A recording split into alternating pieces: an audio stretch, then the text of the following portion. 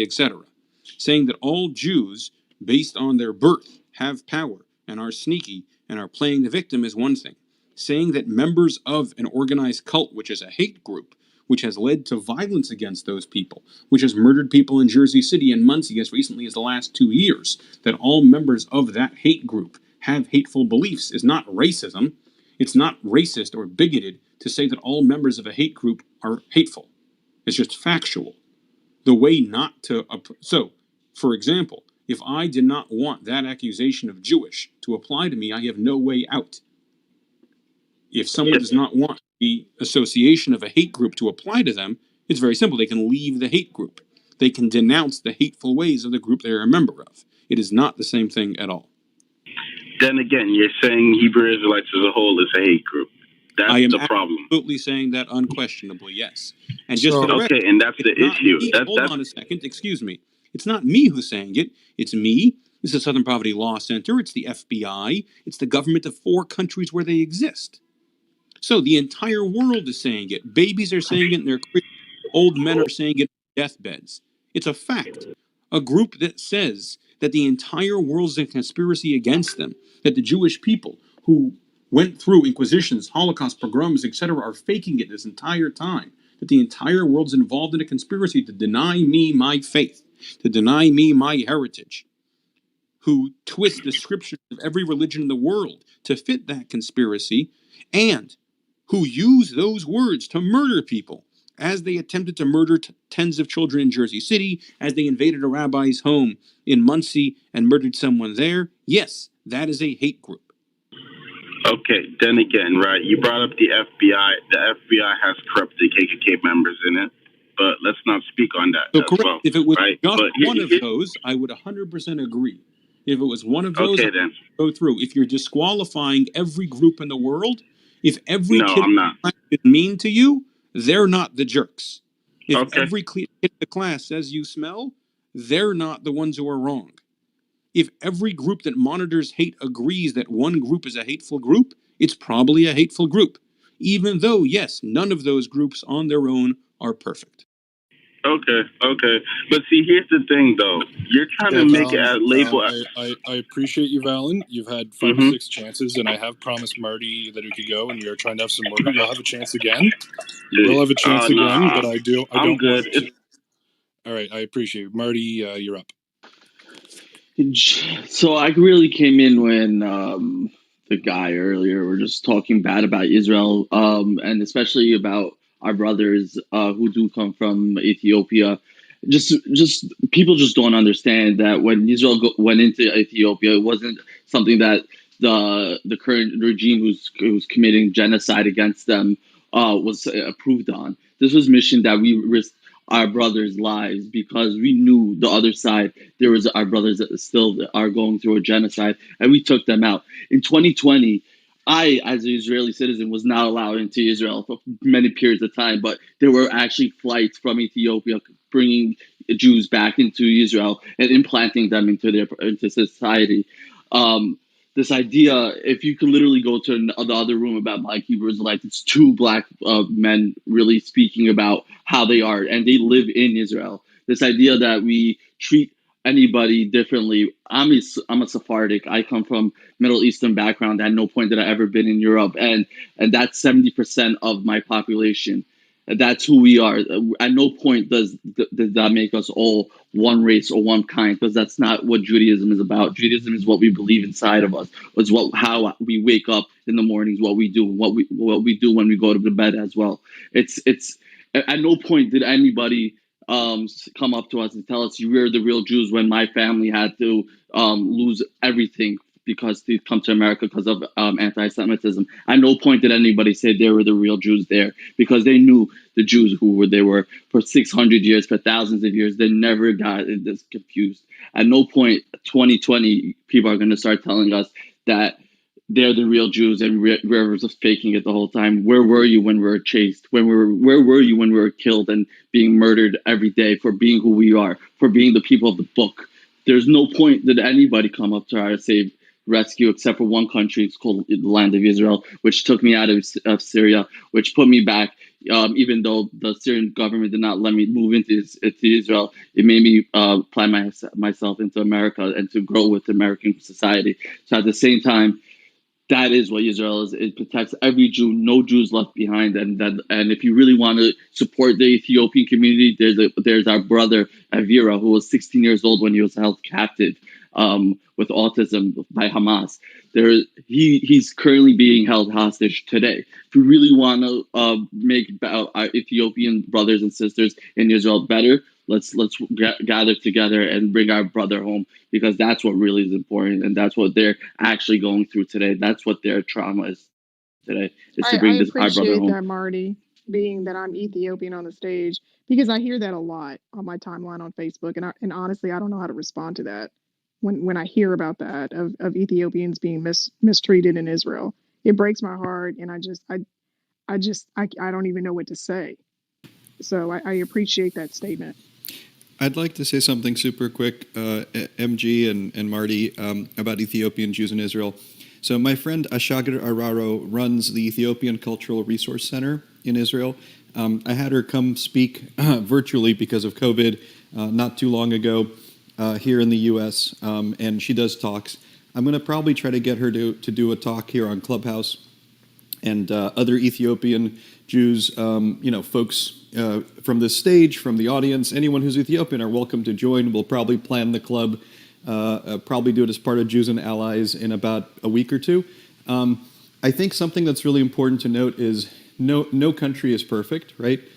If you go to France, you will hear about racism against Tunisians and Algerians. If you go to Germany, there's bigotry toward Turks. If you go to China, we all know about the Uyghur. If you go to the United States, we all know about the history of white supremacy and Jim Crow and slavery, obviously. There is not a single society in the world. If we go to the Middle East, right, black people in the Middle East, in Arabic, are still referred to daily as abid, as slave. That is the name for a black person in Arabic. It's not even like a nickname, okay?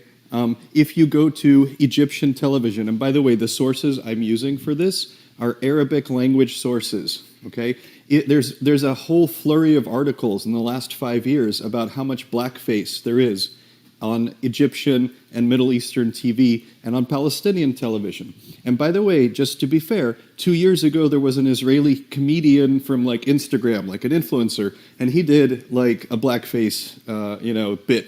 And it's shameful. It's disgusting. Everyone on this stage knows that's disgusting, and he was completely, denounced for it. So racism exists. It exists in all societies. But if we are to be fair, and it shouldn't, obviously, but if we are to be fair, and we look at Israel's actions, which is going out and bringing well over 100,000 Ethiopian Jews who were horrifically oppressed by their fellow Ethiopian citizens, yes, just because they were Jewish, right? Correct. And then bringing them home. And yes, the acculturation and the absorption was not perfect. And yes, there was a scandal, a tiny scandal, which became a big scandal because there was a small group of Ethiopian Jews who weren't properly informed. The group was about 30 Jews who were not properly informed about Depo-Provera birth control. And this was cynically turned into accusations, right, of sterilization. You will hear this in every single room on Clubhouse monthly, okay? And it's disgusting, right? Anyone who says that they care about black people, that they care about racism, that they care about Ethiopian Jews, and then spreads this lie, right? I want everyone here to know. I want everybody. I don't care if, you're a Hebrew Israelite, you're a Jew, you're Ethiopian, you're not. Everyone should oppose lies at the expense of Ethiopian Jews who have been through enough, right? And I have to tell you, the number one thing my friend Jacob on this app does is and he's so tired of it. This guy is like a warrior. He goes into these rooms and he hears this lie about his people and about Israel, and he keeps saying, no, there's a strong birth rate among Ethiopian Jews. No, we were never sterilized. Yes, There was a small group of us who was not properly informed about Depo-Provera birth control, and then the people who did not properly inform them about how it works and etc. were fired, and there was a massive amount of articles about it. So it's really important that people not use the history of Ethiopian Jews, who are probably some of the most ardent Zionists and fans of Israel, by the way, and not use the fact that Ethiopian Jews in Israel do face some bigotry, just like, unfortunately, black people in many countries around the world do. Not use that to try to erase Israel, erase Israel's legitimacy, or worse, try to claim that all Jews are racist or any of this other bullshit. So I just want us to set that aside. If we wanted to have a nuanced and good discussion about Ethiopian Jews, we can have a room about it, and we should bring Ethiopian Jews to lead that discussion. George, I just walked in. Maybe there was other things that were being discussed, but are you saying that there's no, it's news to me to hear that Ethiopian Jews are not discriminated because they're black in Israel. I said the exact opposite. I'm sorry, one second. I said the exact opposite, and I apologize. I interrupted you. Go ahead, finish, please. No, there's been demonstrations, and there's been issues about bloods that was donated by Ethiopian Jews being thrown because they were, and they use terms let me hold up. Let me finish. They use terms like "cushy" to describe them in many of the right-wing type of protests that happens in Israel. So to say that Ethiopians are not discriminated against in Israel, I did not say that actually. You must have systematic as it is in America. One second. That's actually one sec. So I'm going to answer. No, Rabbi, I'm going to answer that. I'm sorry. So 1 sec. First, I did not say that there isn't any kind of bigotry toward Ethiopian Jews in Israel. Quite the opposite. What I said was that there is unfortunately bigotry toward minority groups all over the world in every country. And I said that there are issues that Israel is working on in the absorption of the Ethiopian Jewish community. And there is some bigotry against Ethiopians, and they will say that. They will say that in Israel. But what I also said is that the Ethiopian Jewish community in Israel is some of the most ardent Zionists and fans of the State of Israel, because the State of Israel saved them from a horrible, terrible life and fate in Ethiopia. What I also said, and you probably just didn't hear the first part, is that black people in, for instance, Palestine are discriminated against 100 times worse. And that there is blackface. Who's worse to other person being worse? That's ridiculous. Sorry, now I'm speaking. So what I said was that there is anti-black racism in all of the Middle East, and Israel is not immune from some racism. Yes, that exists in the State of Israel. But what I said was, if you look at how Israel treats its Ethiopian minority population overall, and if you look at how black people are treated, for example, in Iran. Iran had slavery until 1918, and Iran still denies that it happened. In the Palestinian, there's multiple articles I can post to you from Palestinian press and from Egyptian press where they admit that they have a massive problem with anti-black racism. So I just want to be very clear that no society is perfect, and I never said that there is no bigotry in Israel. There is bigotry in Israel, like any other country. Israel is full of human beings, right? And human beings, unfortunately, have bigotry. And Israel is working on it, and they should continue to work on it. But some of the biggest fans of Israel, the most ardent Zionists of Israel, are actually Ethiopian Jews, and they are being cynically used, right, by activists who have no stake in their lives continuously here on Clubhouse, and it's not okay. Thank you. Rabbi, go ahead. Oh, did Rabbi leave? I just want to interject just a minor comment about. So I'm an Arabic speaker. I'm from Saudi Arabia. The thing you said about the word abd, so slave being used for black people. So I grew up in Saudi Arabia. I saw that going out of favor, like as I was growing up. Yes, it was used sometimes, and say if someone did that at school, they would be told off, or it was not something that was considered normal. And at this point, you can't really do that. You can't really say that. And I'm also part Egyptian, part Palestinian. In those countries, as far as I understand, no one really says that. No one says that was very much a Saudi thing. And I don't know if you guys know, but slavery was legal in Saudi Arabia until the 1960s. So this kind of was something that trailed off from that time. And at this point, nobody does that. So just correcting that point. Okay, so what word do you use? Doesn't, like, what word would you use?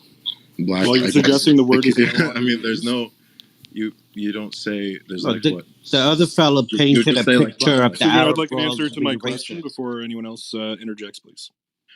I'm not sure, like, the same word you would use in English. So you would say a black person, a white person. So except that's not an Arabic word. Yeah, Aswad. Aswad means black. There's no, what else? Okay, I mean, thank you for answering. Sure. Yeah, I appreciate that. That's not what I hear from many Arabic speakers, and it is something that I have heard multiple people from many Arab speakers actually speak to, is that there is a tremendous amount of racism still in the Arab-speaking world, and they're working on it. Racism, like the point I was. Are we listening to each other? Like, we have not deteriorated who's less racist. Is this where the conversation has gone? No, it's actually no. Actually, I think that's actually where you took the conversation, because you did not hear me say from the beginning that there is I think bigotry. You were making this no, you just for the state. Yep. So the gentleman just interrupted me, so he's moving to the audience. I'll bring him back if he stops interrupting.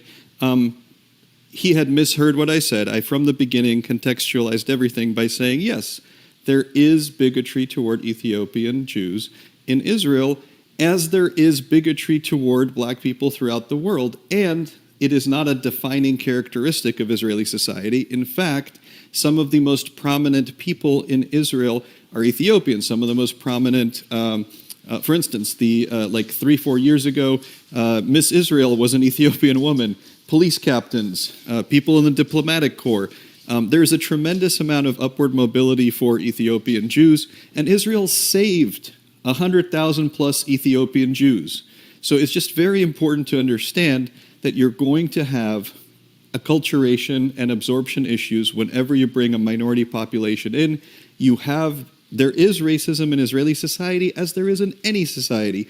But what I'm saying, my bigger point, is that people use this cynically in order to attack the legitimacy of Israel, or in order to, in fact, question Jews' indigeneity, or to try to say that somehow Israel is white when Israel is, in fact, a group made up of Middle Eastern people and very multicultural. That's all I was saying. Let's continue. James, I'll let you keep running the mic. May I jump into the queue when you guys are done? I'd like to jump into the queue to make a statement. Yeah, sorry guys, you caught me right as I was putting my phone down. Who was first? I think it's Savi. Savi, yeah. Savi, welcome. Hello, your go. Thank you so much. I just have a question because I want to get clarity. That's good that in Israel they are trying to, they are helping people, Ethiopian people. But I guess my biggest concern has been the history of what brought Israel into existence and the whole idea of that area. It was once Palestinian. It was named something before that. And then it was kind of like bombed into existence. So understanding how the history has played out and why the characteristic of certain people of Jewish community that claim that land as, I guess, sacred and holy, but the way that it came about was very brutal and very, it was a lot of killing of Palestinian people. So I guess my concern is, how do we try to make it seem better when we know the roots of how that land even came about? Okay, so a few things. This is a room about responding to Hebrew Israelites who essentially deny that the Jewish people are Jewish. So off the top, sorry, did someone move her down? Did she go down? Did she leave? I moved her down. Wait, just to keep the room Yaakov. No. She was asking a question we were discussing with her. Please bring her back up. Bring her back up. So I'm looking in the audience to see where she is. I'm sorry, I don't see you. this room wasn't supposed to be So for the I'm going to invite Palestinian debate, Savi is what up. it is. I want to respond to some of the things she said. Thank you. Can I respond to her question, please? Okay, so after me, just please give me 1 minute. So just Savvy, by the wording of your question, it seems that we do acknowledge that Jewish people are in fact Jewish. So that gets us right past the majority of the discussion about the Black Hebrew Israelites. I think other people will want to comment on this as well, particularly people who may know more than I do. But let's recall that Israel was founded in 1948 by the unanimous consent of the United Nations Security Council. So that was the democratic vote of not the world's government, but one of the world's multilateral political institutions that created Israel. The war that followed it was each and every one of its neighbors declaring war on it and invading it. So your description of, and then they bombed it into the ground and took it all the land, and is something I can't entirely agree with, particularly when the ruler of Jordan at the time asked for all of his nationals to leave Israel so that he could more efficiently invade the country and kill everyone in it. So I'm going to invite you to revisit your thinking about the history of war in Israel. I think you've bought into some tropes about Zionism, and I'm not going to delve too deeply into that. I wouldn't say I bought into it. It was just research that I've done that was evidence, and it was actual memoirs. It was actual people speaking from that time and footage as well. So it's not really that I bought into anything. It was just research done from the 40s, actually, not when they voted it into existence, but from the 40s when people from Germany was trying to leave, or Jewish people were trying to find a refuge. And that happened to be one of the places that was made as refuge. So I'm just going from research and from real evidence, not necessarily from somebody making up stuff about existence. Sure, but as a clear matter of history, I think Can I we speak can to the all question, agree. please? The thing that created the state of Israel was a vote of the United Nations in 1948. That is the thing that created Israel, and I don't think that's up for debate, and I don't think that's something we need to marshal evidence to either debunk or support. Yeah, James, if I may, so Savi, I want to. I understand your question, and I like the spirit in which you're asking it. I'm going to try to answer it in 1 minute or minute and a half, and then we'll continue back to the topic of the room, and then feel free to DM me, okay? So if I was to try to summarize, why was Israel founded and how, okay, it was basically the fact that Jews, right, Judeans, are an indigenous people, okay? Indigeneity does not have an expiration date. It's not because there's a big man in the sky who told us that this is our land and now we're going to go there. That's not why Israel was founded. That's not how it was founded, okay? Back when the Roman Empire took over Judea and Israel, Jews staged a revolt, and we were crushed. We were put down. And then after that, about a third of Jews were taken as slaves on slave ships to Rome and to the rest of the Roman Empire. We were given slave names, okay? We were stripped of our biblical names, and we were given different names. We lived in ghettos. The word ghetto, by the way, is an Italian word which was specifically describing the lodgings of Jews who lived in apartheid lodging in Italy, okay? Then, over time, we were able to make our way through Europe, but it was mainly because we were kicked out of various countries, right? We were ethnically cleansed. We were always referred to in Europe, right, and throughout Asia as either Hebrews, right, like in Russian, for instance, it's Yevrei, which is literally Hebrew, or Jews. We were never considered white in those countries. In Poland, in Russia, we were not Poles. We were not Russians, right? This is really important to understand. Jews, right, ethnically. And ethnic is not, by the way, genetic. This is another point of confusion most people have. Jews were ethnically considered white by those countries. I'll give you an example. My birth certificate, right? I come from the former Soviet Union. I was born in the Republic of Georgia. Okay? My birth certificate does not say Russian or Georgian. It says under ethnicity, it says Yevrei. I can show it to you. I could PTR it. Yevrei means Hebrew. So, that makes no sense, right? I was a citizen, right, of the Republic of Georgia. Then I was a citizen of Russia, the country. But my birth certificate didn't identify me as ethnically or, from a citizenship standpoint, Russian. It said Jew. The Jews were always considered a Middle Eastern foreign entity by these countries, and we lived under apartheid. We couldn't have the same jobs as everybody else, right? We couldn't intermarry. We were periodically force converted. We were periodically murdered for being Jews, okay? So the other part, right, the other part of the Jews were scattered throughout the Middle East and North Africa, right? But there was a small portion of us that stayed continuously in Jerusalem, never leaving, and also another portion in Hebron. Now, the different groups, right? Some that were taken to Europe, some that were scattered throughout the Middle East and North Africa, none of them are any less or more indigenous. They're all an indigenous people who have a right to live in their land. Because the Jews had been so abused, had been such an abused minority throughout the world, throughout history, in the late 1800s, there was a movement to go and purchase land in Palestine. And so what Jews did, not a single Arab landowner was displaced, not a single Arab landowner was kicked out, etc. And by the way, Arabs were a later arrival, right? Arabs come from Arabia. Jews come from Judea. Arabs came later, and I have no problem with them living in that land. I don't have any issue with that. I don't deny them their residency or their belonging there. But when Jews came back, right, to join the Jews that had never left, they purchased land in that area. And then Jews immigrated. And this happened between 1890, right, to 1930. It continued afterwards as well in the 30s.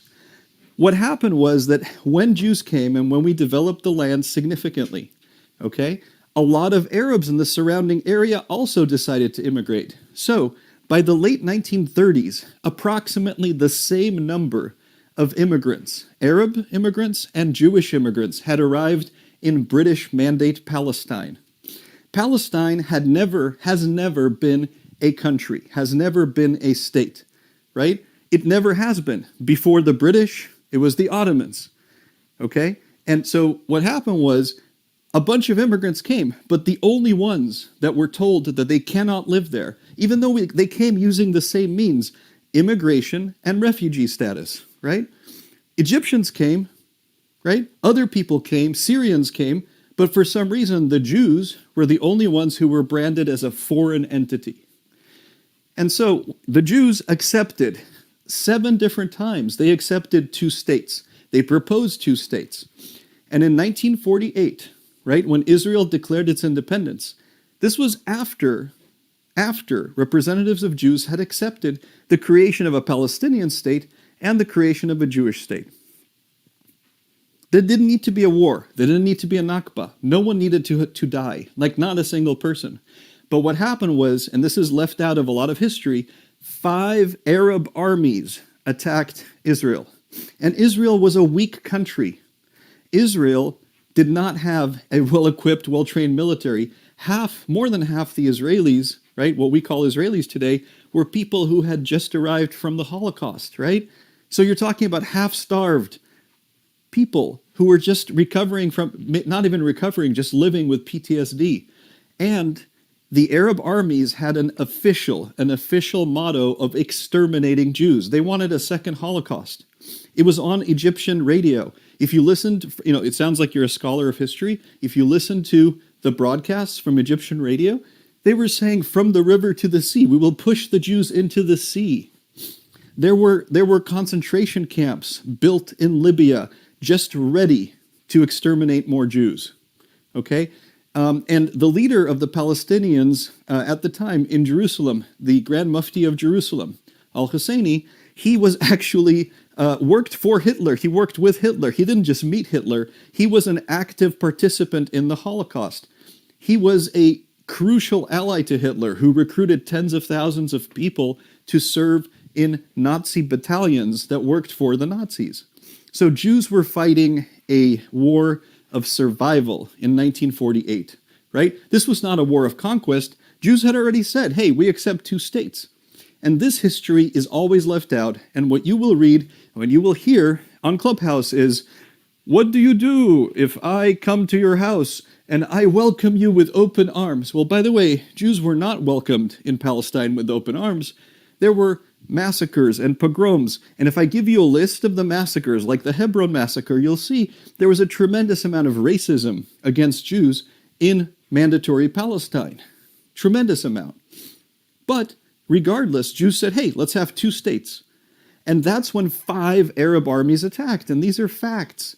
And so saying that when Israel defended itself, right, and tried to make sure that there wasn't a second Holocaust, this was somehow a racist founding is really not a good reading of history. But I'm happy to talk offline. I'm happy to do a room with you about it. I just don't think this is the room.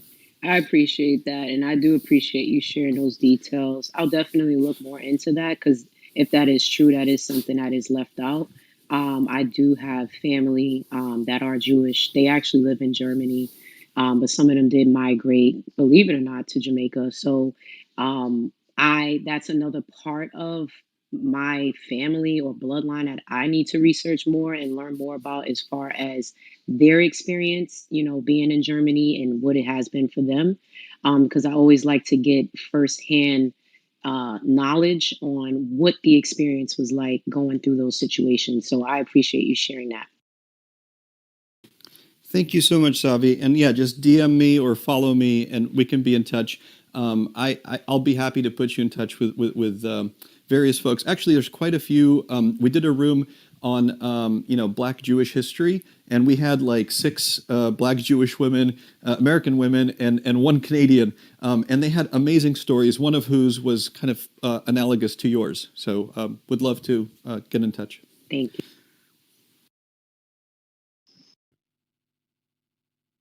Yeah, just kind of like a reset of the room.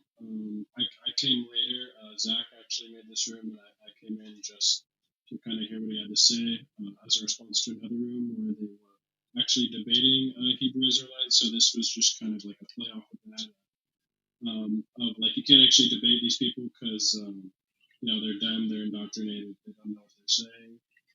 And yeah, obviously it's in reference to a dumb indoctrinated Hebrew Israelite.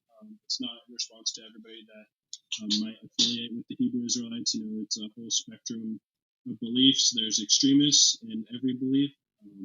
I believe that there are BHI or Hebrew Israelites that aren't extremists, that aren't violent, that aren't hateful, that are just curious about Judaism. They're just curious about learning the Torah. They're not, trying to discredit, other Jews or other people. Where it becomes a problem, obviously, is the hate and the violence that some of these camps preach. And that was kind of the main purpose of this group that I believe is kind of debunking or kind of just educating people about these extremist groups. Not necessarily everybody that affiliates as a Hebrew Israelite, but definitely the extremists and the violent groups. Yeah, and I could speak to that a little bit. I started the room, and then I had to leave to go to a real world event. But when it comes to Black Hebrew Israelites, I've seen many rooms, multitudes of rooms, over the last several months on Clubhouse, and I don't believe there's been one Hebrew Israelite that has heard something, heard any sort of logic that would resonate with them. And I wanted to ask if anybody heard of a specific instance where a Hebrew Israelite actually maybe had second thoughts about, hey, this doesn't really make sense.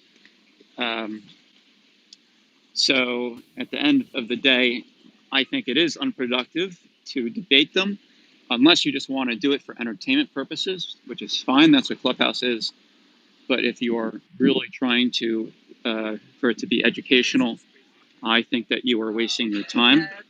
I think that the right way to approach Hebrew Israelites is very simple. You have to attack their credibility, and specifically with the Hebrew Israelites, they are not credible. In fact, every single country in the world does not recognize them as the real Jews like they say they are. Every single international organization does not recognize them as real Jews or any sort of Jew, any sort of lineage. Every single religion in the world does not recognize the Black Hebrew Israelites as any sort of true Jew. But most importantly, if somebody wants to go out a whim and say something that they aren't, at least in the United States, maybe not other countries, but at least in the United States, you have freedom of speech, freedom of religion. What I do care about is violence, and violence is a major problem with the Black Hebrew Israelite community. There has been lots of cases where some Black Hebrew Israelites have done all sorts of violence against actual Jews, which is called actual anti-Semitism. And we should ask the Hebrew Israelites, if we're going to ask them one question, it's, do you disavow all violence? That is the question that I think we should put the Hebrew Israelites on the spot. And I did this a couple times, and they said, yes, but this, yes, but that. And that can't be it. It has to be, yes, all forms of violence, I disavow. And if they want to go and practice and say that they're Jews, don't agree with that. It's cultural appropriation. But you can't be doing all sorts of hateful, anti-Semitic conduct that promotes violence. So that's what I'll say now. Well, I'll just say a few last words before I take my leave. It seems to me that it looks like there's a little bit of divergent views between those of you who are, on the panel, or is it that we're going back again to, try to come to a consensus or at least an agreement on some certain issues as in regards to what we're talking about? Because, like I said, from where Steve mentioned, I can see that Steve is being very particular about making sure that what he's saying is understood and is meant as well. I don't know if Zach and Steve are probably in agreement and completely about what they're talking about, because seems like Zach is still also probably roping everybody up in the same concept or group when it has to do with the Hebrew Israelites. Like I said earlier on, that I am an Israelite, and I don't even actually. I don't call myself a black Hebrew Israelite. I think that's a little bit of a misnomer. I don't call myself that. I don't even call myself a Hebrew Israelite. But I just want to end my what I'm saying now by saying that when it has to do with the black Hebrew Israelite particularly, we know that, of course, the history of how it started here, and probably goes even way back to probably the 18th century, when it has to do with F.S. Cherry and William Cowdery, I think, and some of these other people. But I just wanted to mention the fact that when you're talking about a group of people, as it pertains to black people, or where you might consider as black, and collectively saying or claiming that these who they are and that they're Israelites, it goes even way back from there, because I think every time they always talk about that as it regards to America, but in the continent of Africa, and I mean, it's a wider range of just the Ethiopian Jews. I'm talking about it even in West Africa and Senegal, writings and books from the 15th century, talking about 1492, all the way up, talking about different sets of groups of people who are tribes, and so who lived amongst the rest of the other African, people in the villages in Africa who were actually Jews, and there were writings about them. So I just wanted to say that it doesn't start from the 18th century with F.S. Cherry. It's gone way back. And when I say that I'm an Israelite, um, I'm not also. I'm also African.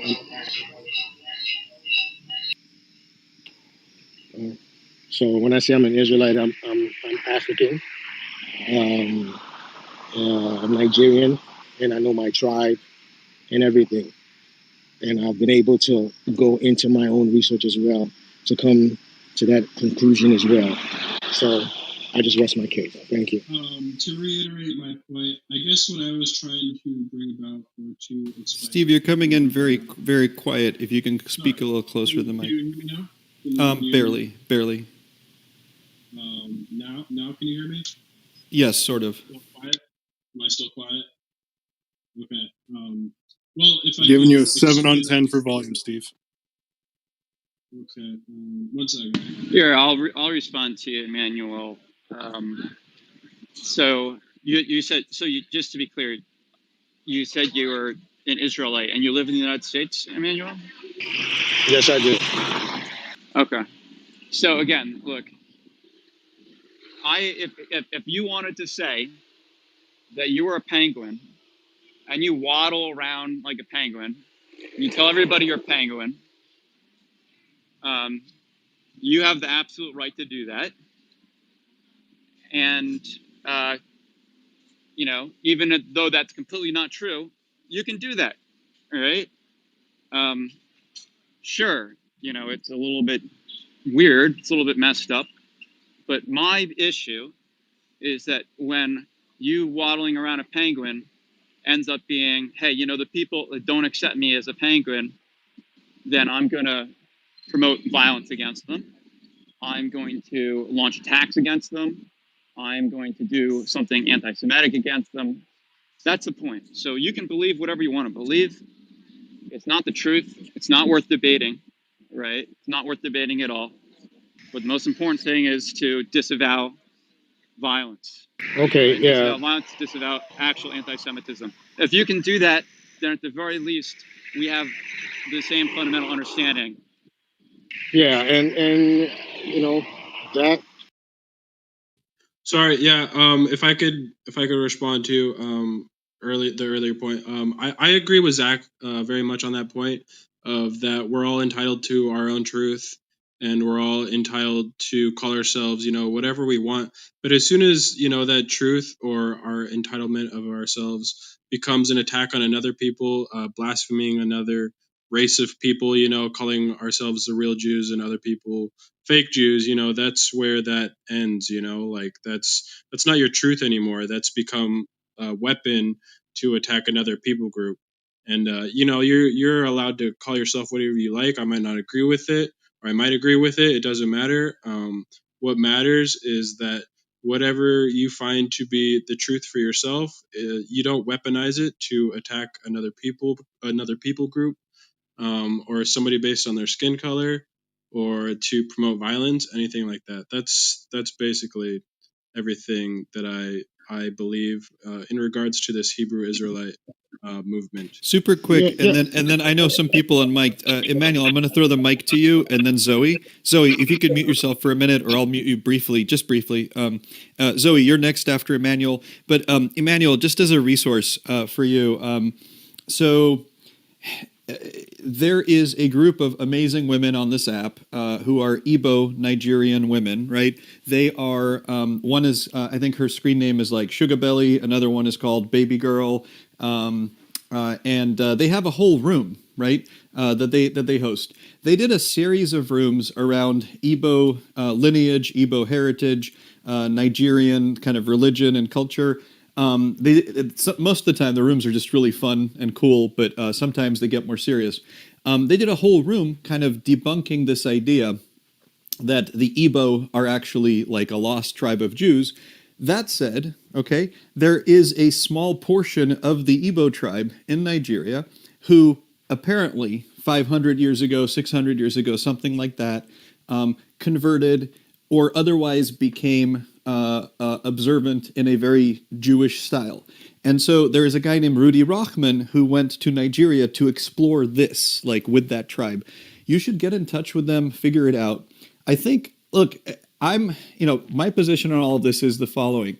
The general philosophy, the general idea of the movement of the Hebrew Israelites, to say, hey, you're not really like the plank, right, of the movement, which is, you're not the real Jews, we're the real Jews, there's a massive fraud that's been done for 3,000 years in history.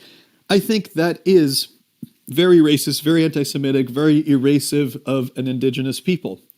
That said, do I think every single person who calls themselves a Hebrew Israelite is going to be violent or terrible or evil? No, I don't think that.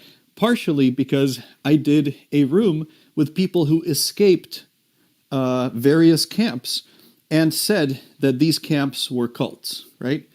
Now, does that mean every camp is a cult? No, I don't know. I'm not part of the Hebrew Israelite group. I don't know.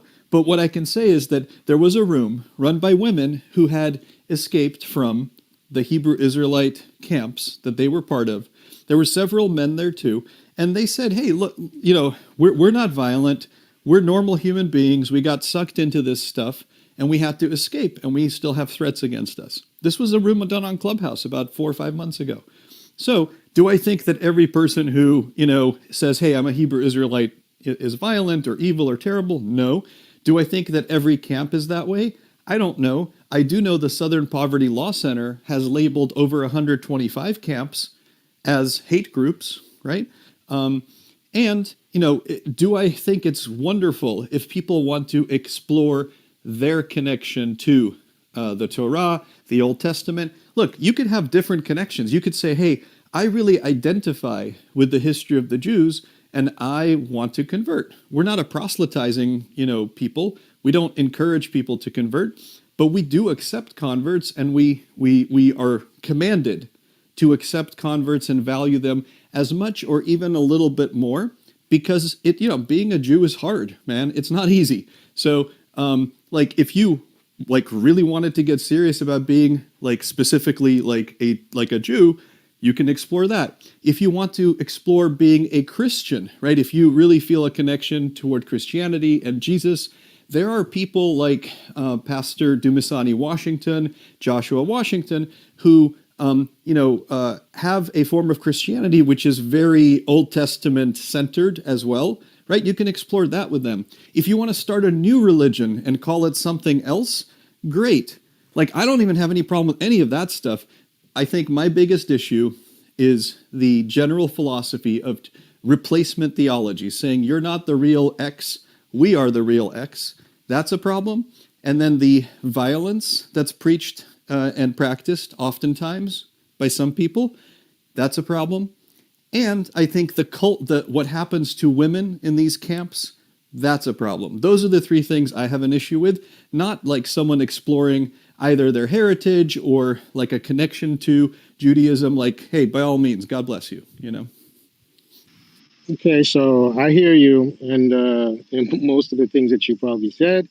I think I've reiterated or mentioned that a while back, and I do agree there's some certain things that I won't, even myself, as an Israelite, will not, I'll actually disavow, So, having said that, when you talk about the Igbos or the group and everything that you said that they've looked into that and everything, these are things that I've actually looked into as well myself. And the times where you were talking, the person who you said came, met the Igbos and said that they were converts and everything. It's not actually as old as 500 years, ago. However, there are also records of prior to that time as well, and even after that time, that talks about, for instance, J.T. Basden, who wrote a book, and he was a missionary. He came. He was he's actually one of the first people to actually be amongst the Igbos, and he had to, in order to learn and understand the culture of the Igbos, he had to go and read the Levitical law. And then when he was now telling them, this was his first-hand narration in his books, J.T. Basden. You can go look him up. And he said, they said, how come you know our culture? And he said, because he reads the Levitical law. And they said, what is that book? They didn't even know the book. I said, what is the book? So I'm just, mentioning Just saying that, just to let you know that I have read and I understand the concept or the narrative that other Igbos who don't agree with this, and it's fine, who have said this. So I don't know if you look at my PTR, there's another one right here, and I'll just read it, just so you could. It talks about it says the black Jews discovered by Portuguese travelers, and this is 1495, 1518. And I read. It says in this country and in Mandinga there are Jews who are called Gal. All right, these are the Portuguese they were writing. Said they're called Gaul. They are black like the people of the country. However, they do not have synagogues and do not practice the ceremonies of the other Jews. It's very important. So I know that in all these where you were talking about your history and everything, and that's understandable. But we also need to understand that there were 10 tribes that left way before even the Babylonian captivity, way before Second Temple Judaism, okay, who left and never came back. Okay, I don't know. I'm sure you must have heard. So I'm not even gonna, I'm not gonna assume that you haven't. But there are writings of Eldad the Danite, which speaks of particular tribes of the 10 tribes that were actually scattered across what we call West Africa today. Okay, so if I continue reading that, hold on, please. Excuse me. If I continue reading that, it says, however, they do not have synagogues and do not practice the ceremonies of other Jews. They do not live with other blacks, but separate from them in their own villages. These Gaul are usually jesters and singers and play on viols and kavakos. And because they do not dare to enter the villages, they take up a position behind the houses of the lords of the village. And at daybreak, they sing his praises until he orders them to be given a ration of millet, and then they go away. And when the Lord leaves his house, these Jews go in front of him, singing and calling out their jests. If the Jews did not know these jests, and if they did not greet the Lord in this way, they will not be tolerated by the blacks. For so great is the ill will felt towards them that they are barred by the blacks and do not dare enter one of their houses except that of the Lord. And if they are found in the village, they are beaten with sticks. No Gaul, whether a Jew or Jewess, may take water from a spring until everyone else has finished drawing water, and then the last person will give them water. Or if they live in country where there is a lot of water, they have some spring of their own set apart. So um, in their narration, they're still calling the word Jew. So it's kind of like I'm not saying it's a bad, I'm just saying it's a misnomer, because we know that, of course, the word Jew was coming from Yahudim, which was speaking about a particular tribe or the other tribe that was with them. Eventually, of course, I know that later on in Second Temple Judaism, that name was now regarded for the whole nation and everything. But I just want to reiterate the fact that the 10 tribes were actually lost or were scattered way, way before that time. And we can see that in this narration, these people are not following the Second Temple Judaism practices. Okay, so, and sorry, do you mind 30 seconds or so, if that's okay, Emmanuel?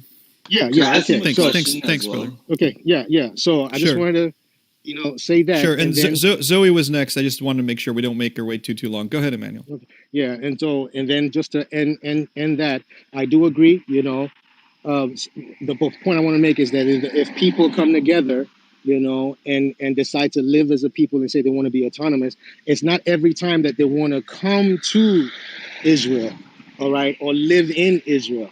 They might want to just be as a people and to be able to practice what they want to practice. They want to practice their own halakha, and practice it as their own, as one people. Now, of course, if you say that they're going to be attacking and everything, I agree with that. That's not that won't be acceptable. The same way as well that it won't be acceptable if a people also look at them and say they're not, and begin to speak to them as well like that as well, and say they're not. Thanks. So Thanks, I agree that. So and I yield.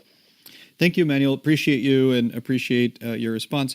Let's if someone had a quick response to Emmanuel, let's do that, and then let's go to Zoe. Go ahead. Yeah, Emmanuel, when you say the 10 tribes got lost, I'm going with I think the theory that says Benjamin and Judah were the only two that survived. Am I correct? Say that again. Say that again. When you say 10 tribes were lost, the two that weren't lost were Judah and Benjamin. Is that correct? Is that what you say? Well, when I say lost, I won't use the word. Yes or no? Well, but the two that forget about yeah. So I just want to make. Correct. Yeah, I just want to. I don't say survive. You see, you're using like you said the two that separated from the 10 tribes. Correct. Yeah. So and then parts of Levi. Okay, that's fine. That's fine. So I'm a Cohen. That means I come from Levi. Technically, I'm not supposed to be here if that is true. I just mentioned So parts could you of explain Levi. that to me? I just mentioned parts of Levi. I just mentioned parts of Levi. Briefly. I just wish to make it. How's it 10 tribes lost if I'm Marty, still technically here? brother, would you humor me? Thank you. So I've just seen on my hallway that beginning in 1.5 hours' time, our good friend Rabbi Shlomo Litvin, who is an expert on this subject, has scheduled a room on the same subject with a similar title. The title is "Anyone Able to Defend a Debunked Lie: History of the BHI Lies." So perhaps in half an hour's time, we could consider whether we wish to migrate over. Yeah, I'm actually about to head out. I just want to say thank you guys to whoever's moderating now, Zach, all you guys. Yeah, you guys can go ahead and head over to Rabbi's room in 30 minutes. I'll probably be over there at some I'm down point. to here. Yeah. Thank you guys. Just want to clarify, if you want to tell me 10 tribes were lost, it's impossible to tell me a few words later that Levi's are still there. The conspiracy theory already has its problems just by the name. That's all I have to say. Should we make sure that anyone else who came up who wanted to speak gets a chance to speak, and then we'll wrap? Should we go like Schmendrick, Elijah, Randy, MG, Matt, and then if no one wants to, then we'll wrap. Sorry, you're right, George. It occurs to me that some people haven't had a chance. So if you're up here and you'd like to speak, please flash your mic. Yeah, hello. All right, I'm not. Zoe. Hi. Yeah, so I have a question for you guys, especially George. Okay, so I'm an Ashkenazi Jew, like 49.9%. I did the DNA test, and I grew up in a very Ashkenazi family with refugees, carrying all the weights of the horrors of the war and being stateless refugees. Not me personally, but many of my family members were. Many of them died in concentration camps as well, and it was something constantly present at home.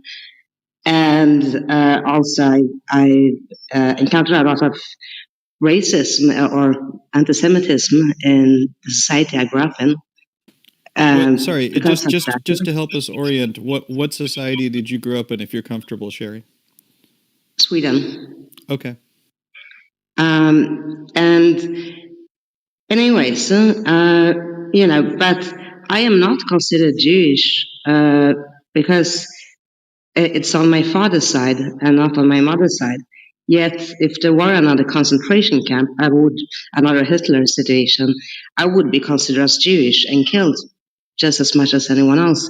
And I have the same historical burden as anyone else. I have, everything the same basically. Like how do you deal with that kind of identity issues? Like, do you personally, I understand why this was a thing earlier, because obviously it wasn't possible to prove, it wasn't possible to prove bloodlines before DNA tests, existed. But now that they exist, do you still think that is justified?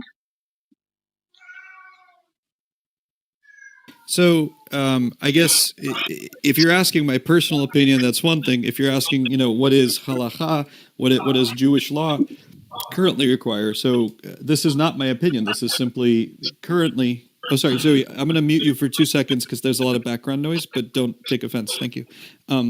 Sorry, Zoe. I'm just going to mute you again just for 1 sec. Thank you. There we go. Okay, thank you, Zoe. So halacha, Jewish law, requires currently that you either convert into Judaism or that you have a mother who is Jewish. That's the current state of the law. I don't make it, and no one individual rabbi makes it either. If you're asking my personal opinion, I don't know that it's worth that much, but I personally think the more the merrier, and so I certainly would encourage more and more embrasure of patrilineal Jews. I think it's great, and I do know that most synagogues I know welcome patrilineal Jews. So from a individual place of worship standpoint, there's a lot of people who grew up as patrilineal Jews and then later and either grew up religious but just patrilineal, or later came to Judaism culturally or religiously, and they are welcomed in many, many, many communities. I think we're seeing more and more of that, but that's just my personal opinion. I don't make up the rules. But do you think, for instance, is it right that people with direct patrimonial lineage should have to convert now that there are perfectly functioning DNA tests? I don't think that what I think makes a difference. I think it's off the topic of the room. We could have a different room about Jewish lineage in general, but this room is about the Hebrew Israelite movement to say that Jews are not the real Jews. And that's not at all related to what you're talking about. We could have a community discussion for Jews, right, about patrilineal descent and conversion and all those kinds of things. But that would be an intra-community discussion. It wouldn't be for people who are not Jewish at all. And I think you and I and others could have a room about that, but not this room. Thank you. Okay, I would like to participate in that room. Let's do it. Yeah, DM me. Great, I will. Cool. All right, Shmendrik, Elijah, and Matt. Hi there, this is Shmendrik. Thank you so much for having the room. I'm just going to respond to a couple of comments. Excuse me.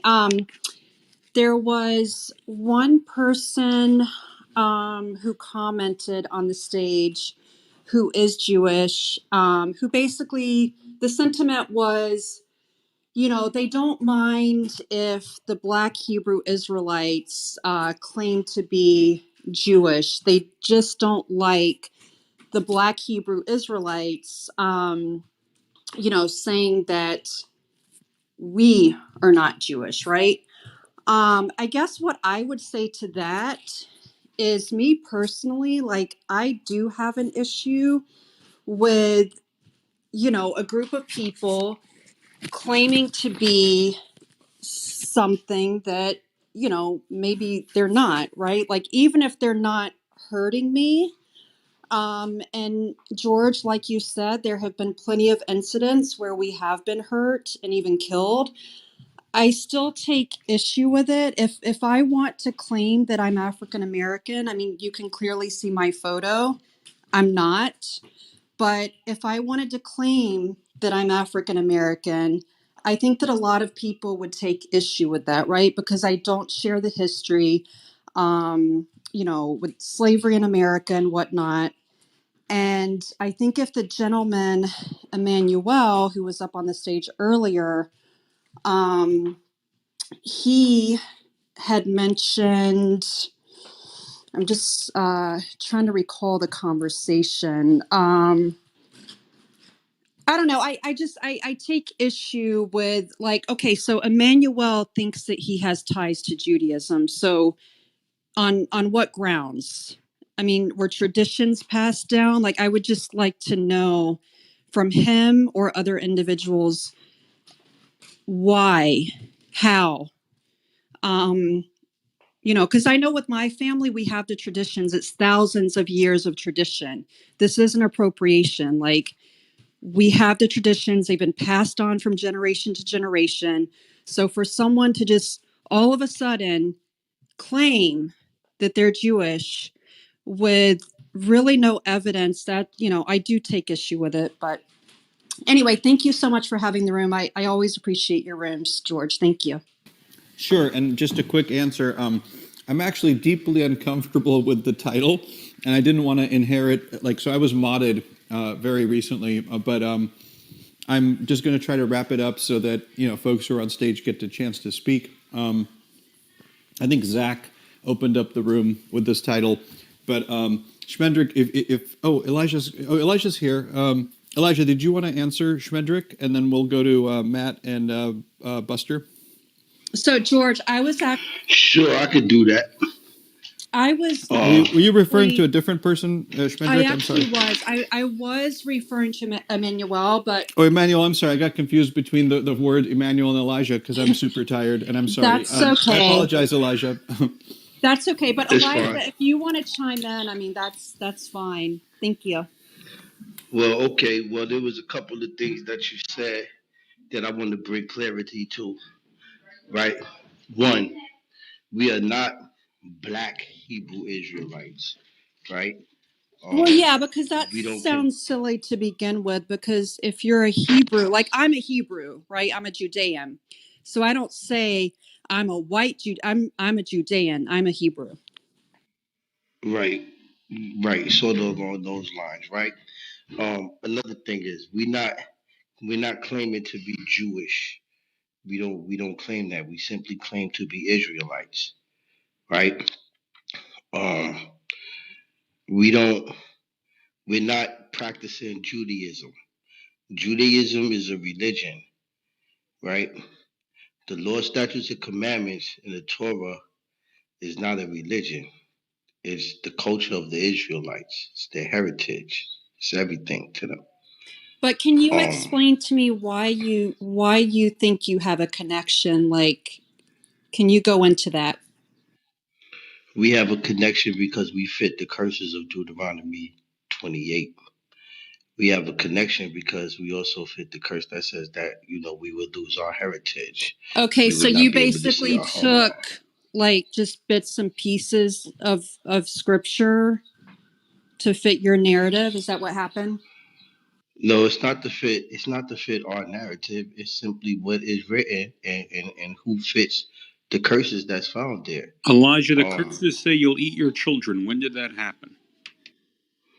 It happened in 70 AD when our people were surrounded by the Romans and they couldn't leave and they were being starved and because they couldn't come out of the mountains. So you're So saying there the were crux people who of the ate their children. curses took place in 70 AD. That's very interesting because in 70 AD, there were ships of people from Israel sent to Egypt to be sold as slaves where there was no slave market from them. It would seem that all the curses took place in 70 AD. These are not described as everlasting curses. These are described as curses that will happen directly after the Israelites are in the land and they rebel against God. It would make perfect sense, as you said, for that time period to be 70 AD, which is when the Israelites, only problem or the with your Jews, argument, is when the Israelites or the Jews were sent to Egypt in boats from Yaffo to Alexandria to be sold to their enemies as slaves, and there was no market for them. The only time that verse has ever come to fruition without ignoring half the words. the problem with your argument is the fact that they said these curses would be upon thy seed forever, right? So these curses are going to continue to happen over and over and over again. And eating your baby doesn't always mean like getting a fork and a knife and eating your baby. There's other metaphors that go along with that. 1 second, but the boat thing's sure. not a metaphor, right? The boat thing, There's slavery the in boat boats. thing, the That's boat not a thing. metaphor. The boat thing. When you keep talking about, there was no one there to buy you. It said you should be sold to your enemies. Sold to your enemies. So obviously, the word "buy" doesn't mean to purchase. So the King old James Quaker Bible got it terminology. wrong, you're saying? The King James No, Bible. what I'm telling you is you have to actually go and look at the words and go back into the Okay, Greek, so the go back word into the the word Hebrew. buy doesn't mean buy. The word eat your baby doesn't mean always eat your baby. The word Egypt certainly doesn't mean Egypt, but the word boat means boat, right? Well, we know that the word Egypt like in the means song, bondage. I'm on a boat. He's not talking about being on an island. He means a boat, right? And what song is this? I'm on a boat. Oh, never heard of it. I listen to hip hop. But I'm sorry, anyways. it was written by fake Jews. Oh, well, okay. What I'm saying is this. Listen. we could always debate this issue. There's plenty So of what you're books. We have saying plenty is of that receipts. eating babies doesn't actually mean eating babies. Egypt doesn't Listen, actually mean Egypt. Sold doesn't actually mean sold. Buy doesn't actually mean buy. Yes, if none of the words in Deuteronomy mean what they're written in the scripture, mean, for example, how the King James translates it, then yes, it fits your storyline 100%. But so does Harry Potter if all the words J.K. Rowling writes doesn't actually mean what she wrote, but really means other words.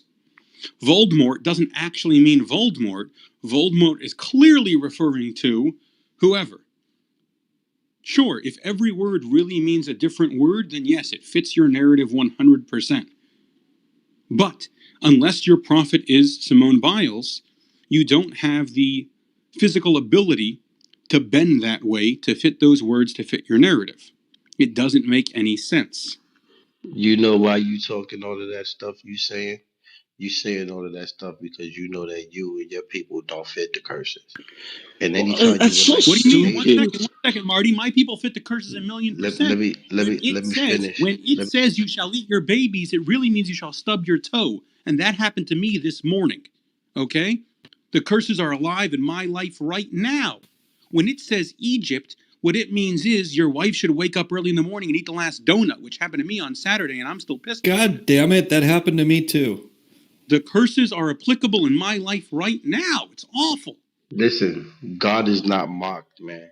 You can Yeah, and make you're all your not little tricking funny him by jokes. Oh, saying I'm you're not the real mocking God. Messiah. I'm Come mocking on. you. Listen, you can make all of your little funny jokes and all of that, but you know what? At the end of the day, you know what I'm saying? Jacob is the world to come. Esau is the world to end. So no matter what you say, we both know who Esau is and we both know who Jacob is. And like I said, anytime you want to debate it, you want to bring out receipts, we can bring out books written by your own people that show that we the Israelites that the Bible speaks of. And you, synagogue of Satan. Elijah, why don't you accept your own heritage? I just think I just want to say that you didn't really let the guy speak, and he did want to address what your I question think was. he spoke enough when Okay, he I called But us believe because synagogue insane the of Satan. rabbi worshippers. kept, I believe no, it's like synagogue of Satan is you saying guys plenty. tend to ask for, you guys want the respect of being heard, but you don't give the respect of listening.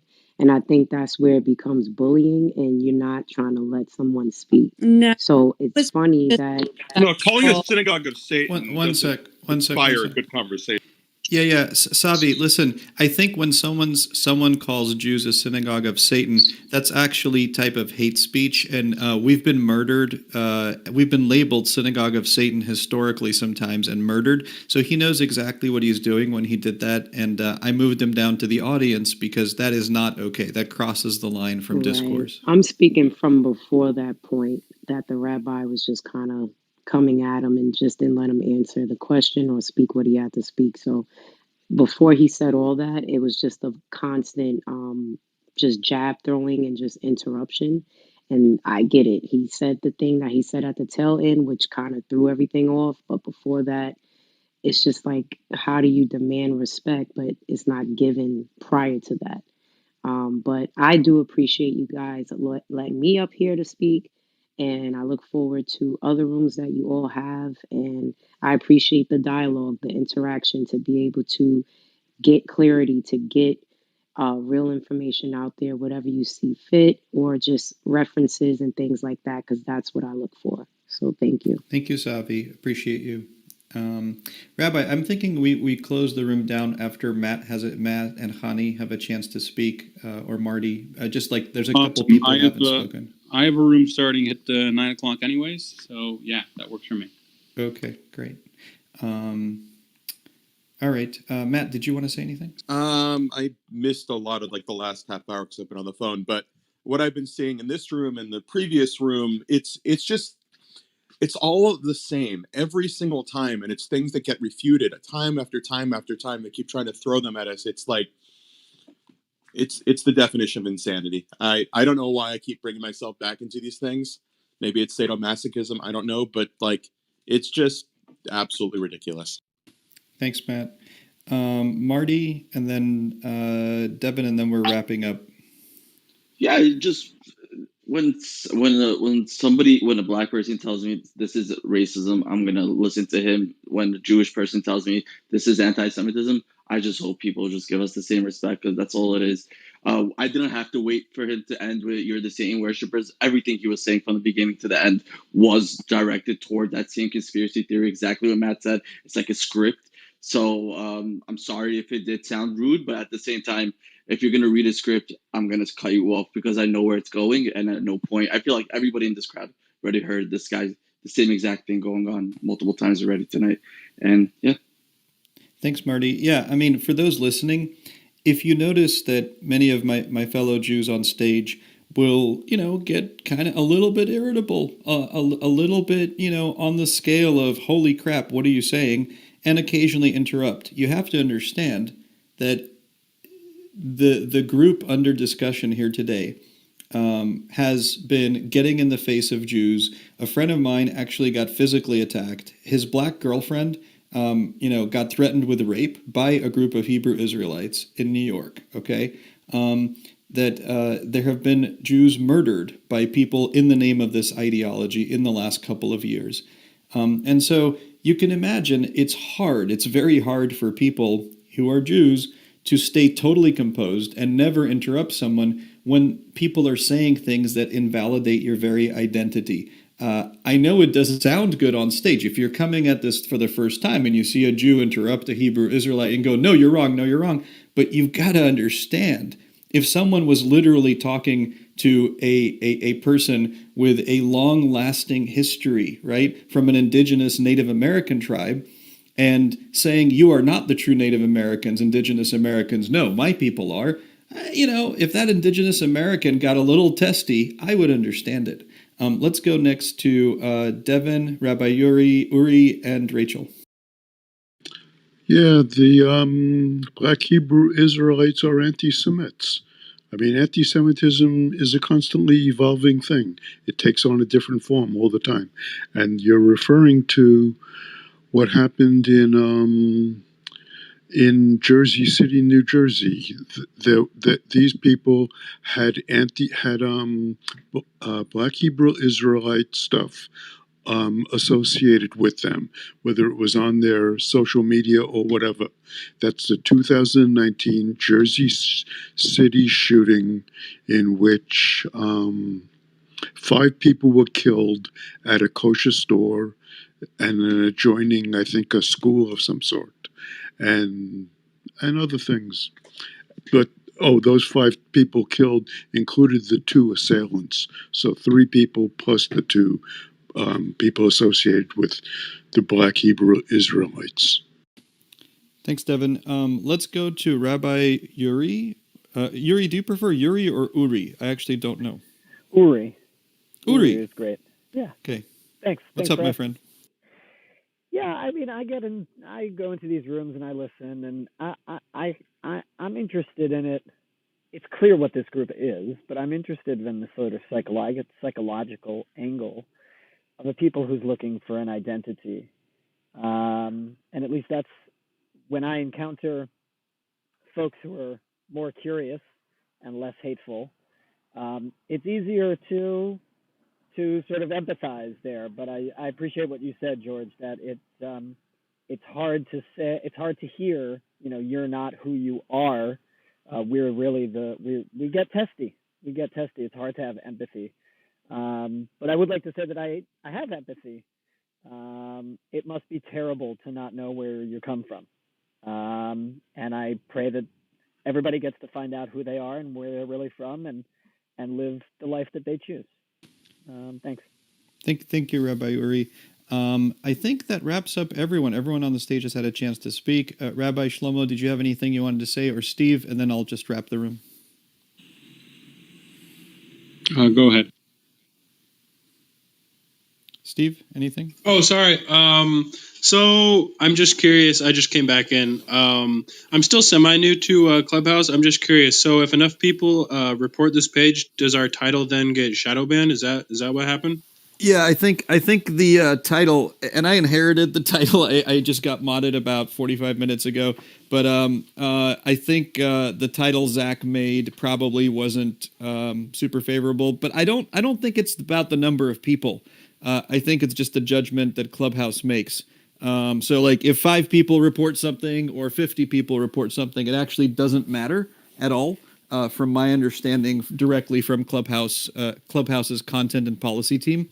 It's more like if in their judgment they feel like a title isn't great. I didn't love the title, by the way, but the subject of the room, was important. So yeah, no, I agree, and also, again, Zach originally made this group. I inherited it as well. I think all the moderators inherited it. Yeah, I was just curious as to. I came back and I was like, wait, what happened to the title? Something happened. So yeah, I heard that there's like shadow banning that can happen. So I figured that's what happened. So Zach potentially made an offensive title and it got shadow banned as it should be. Zach likes making offensive titles, but the room still discuss them important. Agreed. Yeah. Got you. It looks like one more person joined or rejoined. Sean. Sean, did you want to say anything? And then we're actually wrapping right now.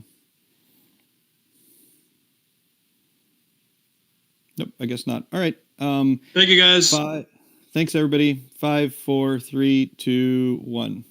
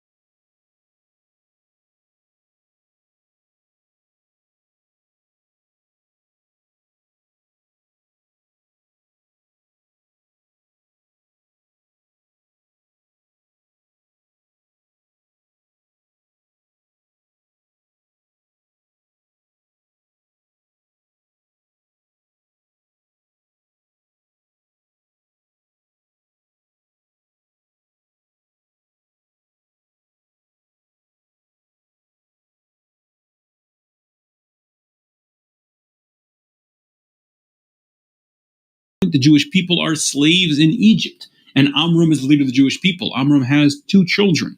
He has a child, Miriam, and a child, Aaron.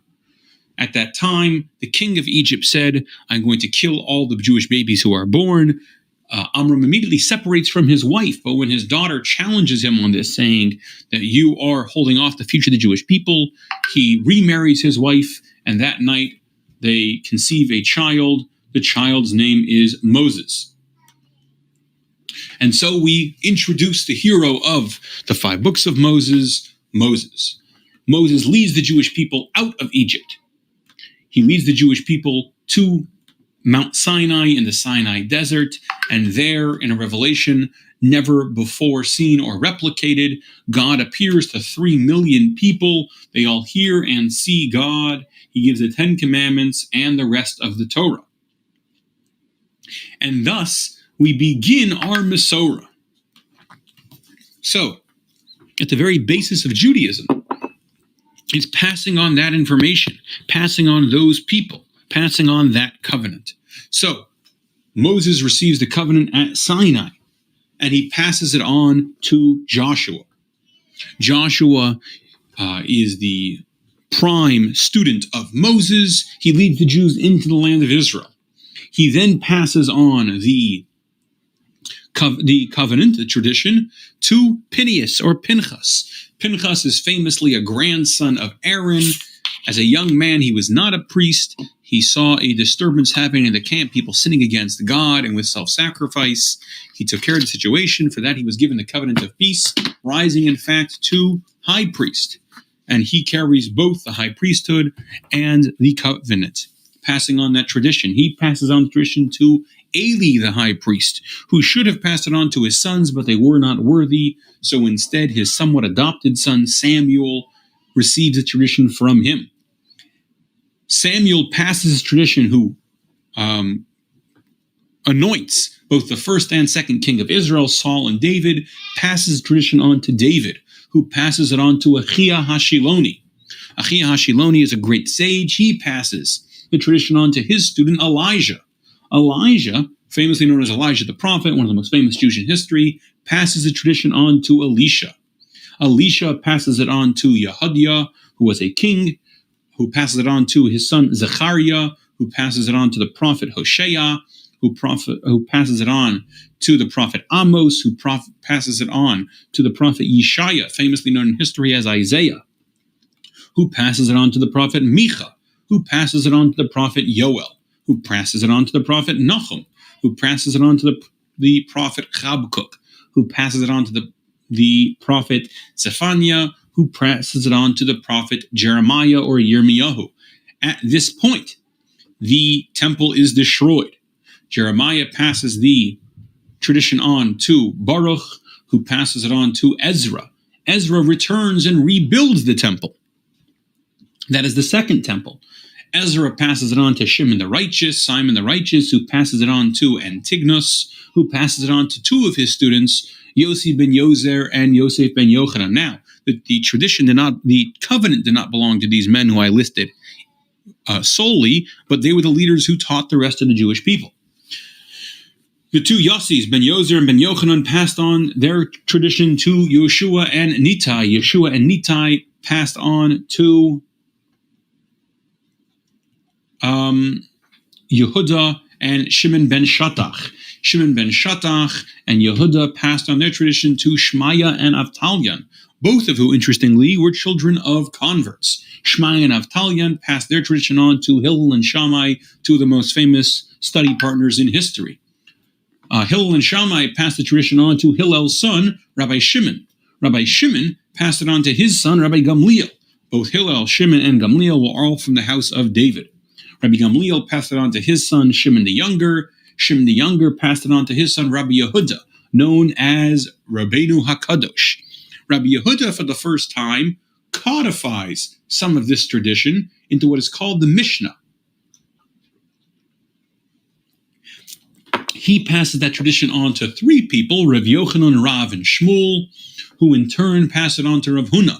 Rav Huna passes it on to Rabbah, Rabbah passes it on to Rava, and Rava passes it on to Rav Ashi. Now Rav Ashi is forced to leave the land of, well, Rav Huna is forced to leave the land of Israel, and Rav Ashi, living in Babylonia, codifies a second book. That book is called the Gemara or the Talmud, which combines the Mishnah with later writings. So we have an unbroken chain from Abraham first accepting the covenant to Rav Ashi. So we have Moses receiving the tablets in the year 1313 before the Common Era. We have Samuel receiving it from Eli in 890 before the Common Era. The second temple is built, and Ezra receives the tradition in 349 before the Common Era. The destruction of the temple takes place, as everyone knows, in the year 70 or 69, really, of the Common Era.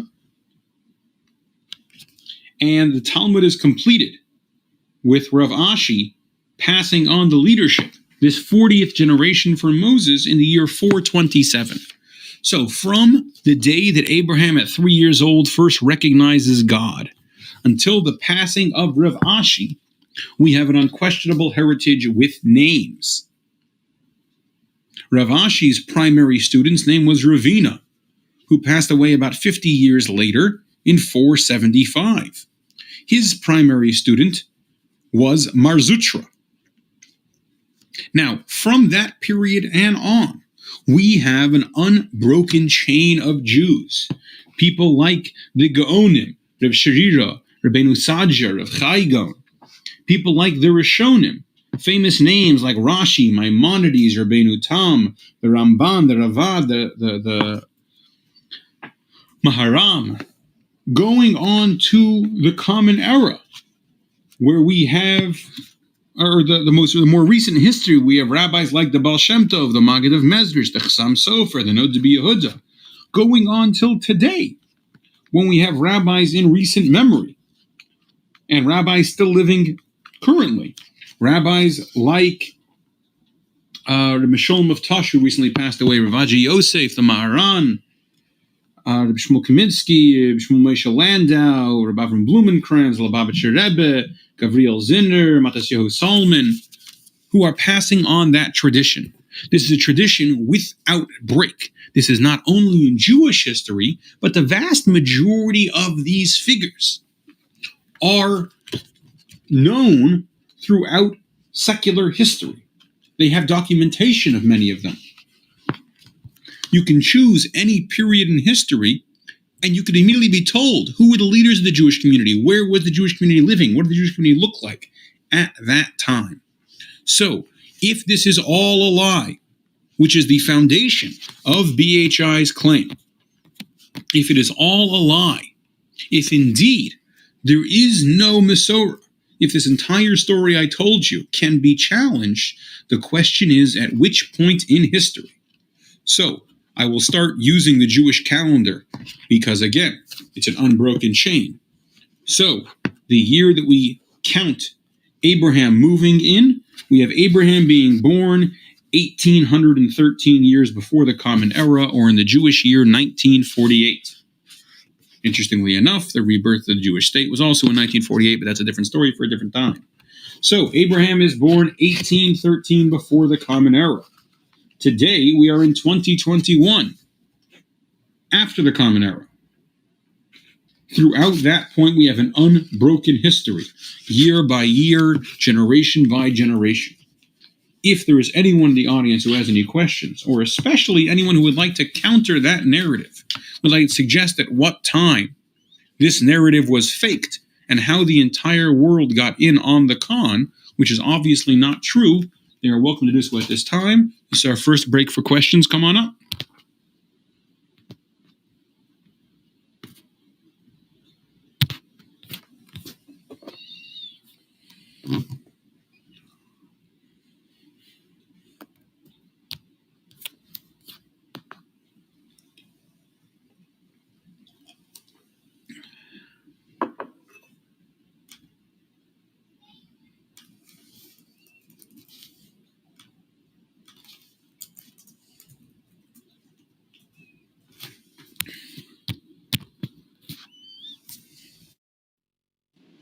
Arlene, welcome to the stage. Thank you. You mentioned that it was arguable that Abraham was the first Jew. Could you give any more background on that, please? Sure. So the question is, well, first of all, of course, the word Jew itself is rather new. The word Jew came from the occupying term of Judea, which was never a Jewish term, but a term forced on us by our occupiers. It originates actually before the term Judea, which was a Roman term, from the Latin term, which was first used when the Hellenistic Greeks attacked the Jewish people. One could easily say that Moses was the first Jew, that Judaism first started, that our faith first started at Sinai. One can say that Abraham was the first Jew because he recognized and established that covenant with God. One could say that Isaac was the first Jew as he was the first one circumcised.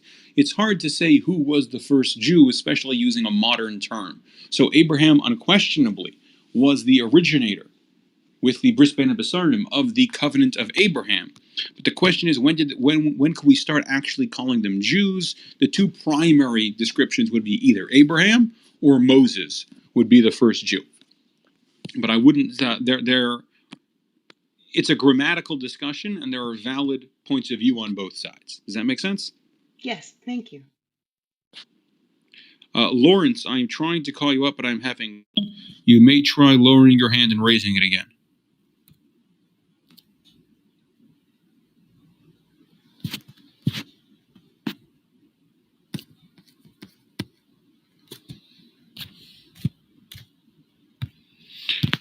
So again, we just described in brief the history of the Jewish people for the last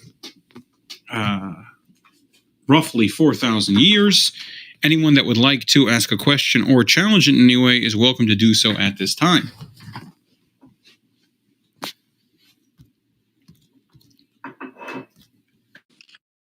Michael, go ahead. Shalom. What did you say? You said what's the term Jew comes from again? Jew comes from a Latin word for the land of Israel. They didn't have a J in Latin, but it would apply to Yehudit, which would later be Judea in the Roman. In Hebrew, the country would be called Yehuda, which is what it was called under its first occupation. But either way, it comes from the name of the land where the Jewish people lived. In English, in the Roman occupation would be called Judea.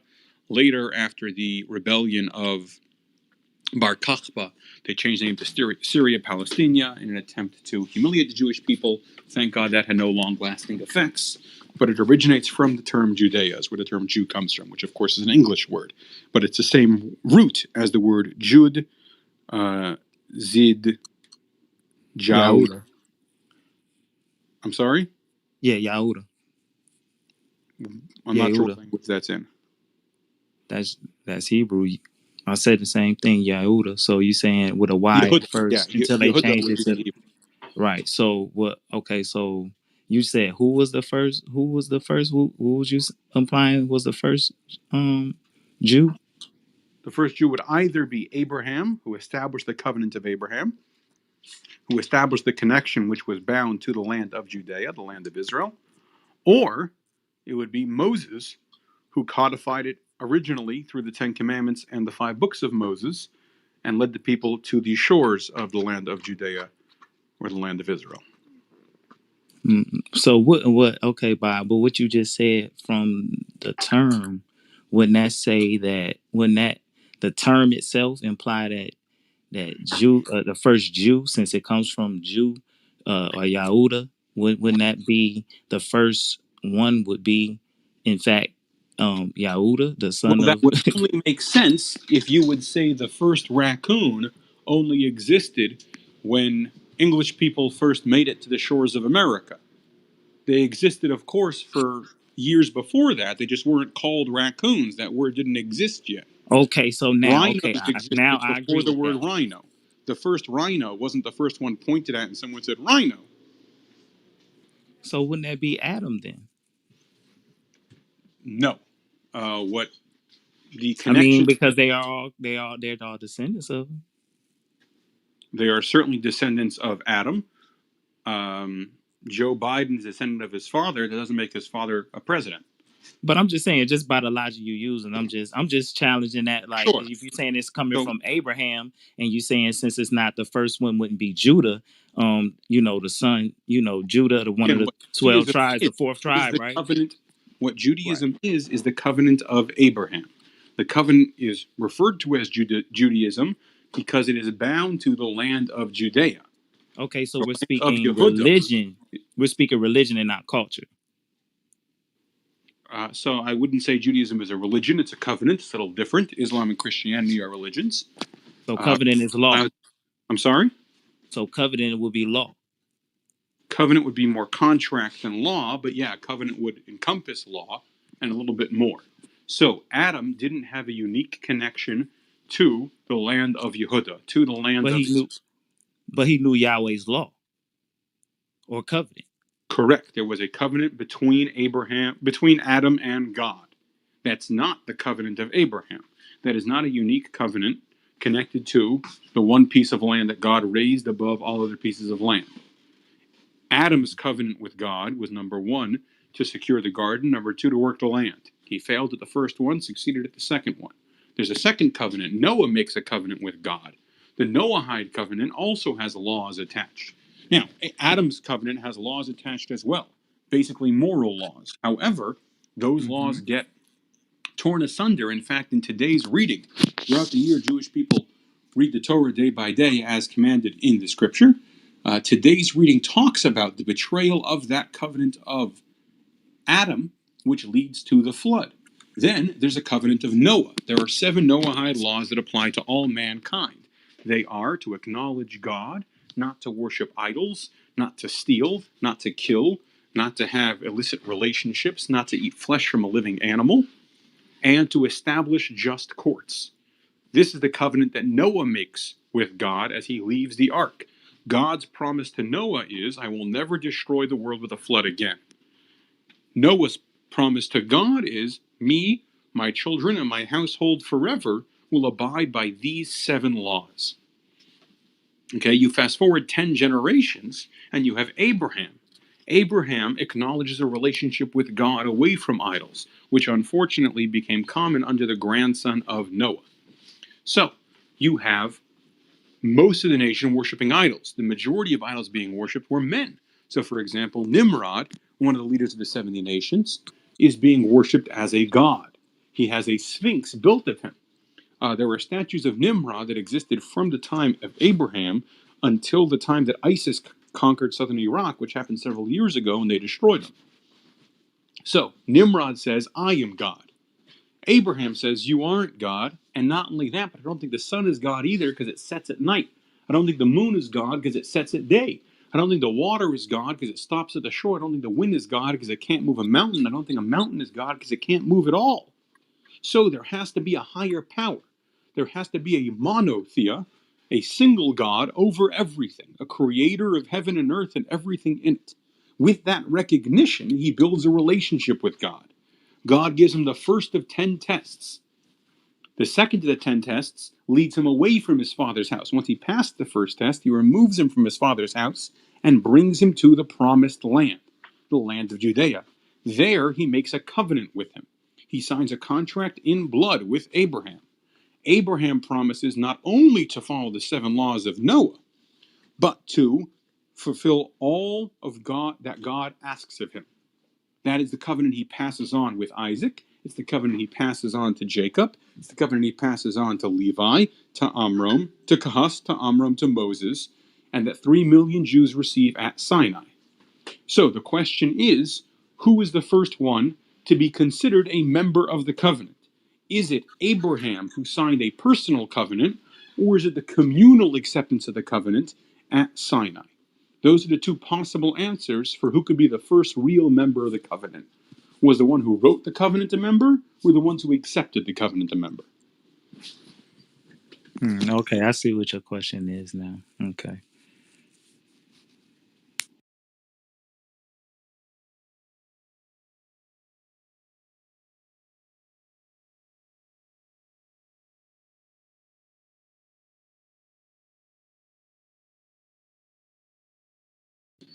Amin, go ahead. Yeah, so again, that's a question that I want to address to the Hebrew Israelites. And I said this question in a previous room. So, first of all, just want to say my background, I'm a Muslim, alhamdulillah. And the question I want to say is this. I believe that there's too much focus on the ethnicity. So the ethnical background.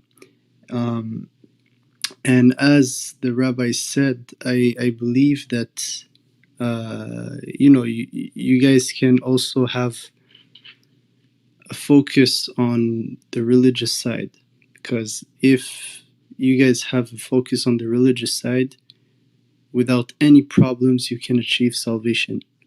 And you know, the term that I don't understand too is the word black in front of Hebrew Israelite, because it do not make sense to attribute a color, like a skin color, to an ethnicity. So yeah, that's a question that I want to ask to the people.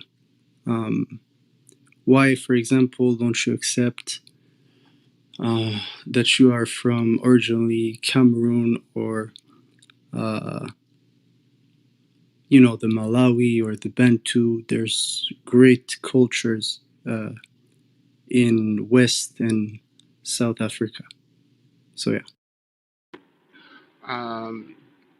Do you want me to answer that? Yes. Okay, sure, go ahead. like, okay, first and foremost, I want to say, call out Yahweh, Bashima Mashak, Yahweh Shai, that's all praise to the Heavenly Father, in the name of His only begotten Son, who the world, in the call Jesus Christ, the real name is Yahweh Shai, right? But the term BHI, a Black Hebrew Israelite, it comes from the curses. We we would not be called by our real names. This is part of the curses, because we don't call each other Black Hebrew Israelites. We call each other Hebrew Israelites. But the world calls us Black Hebrew Israelites, even though we include the so-called Hispanics and Native American Indians, and we are all people of brown in color. Okay, so for example, the point that I want to say is this: from a genetical perspective, we know that the sons of Israel, they come from we do not have information from a genetical perspective. The genetical conversation can't be decided because we don't have the genetics of the people that live in the land.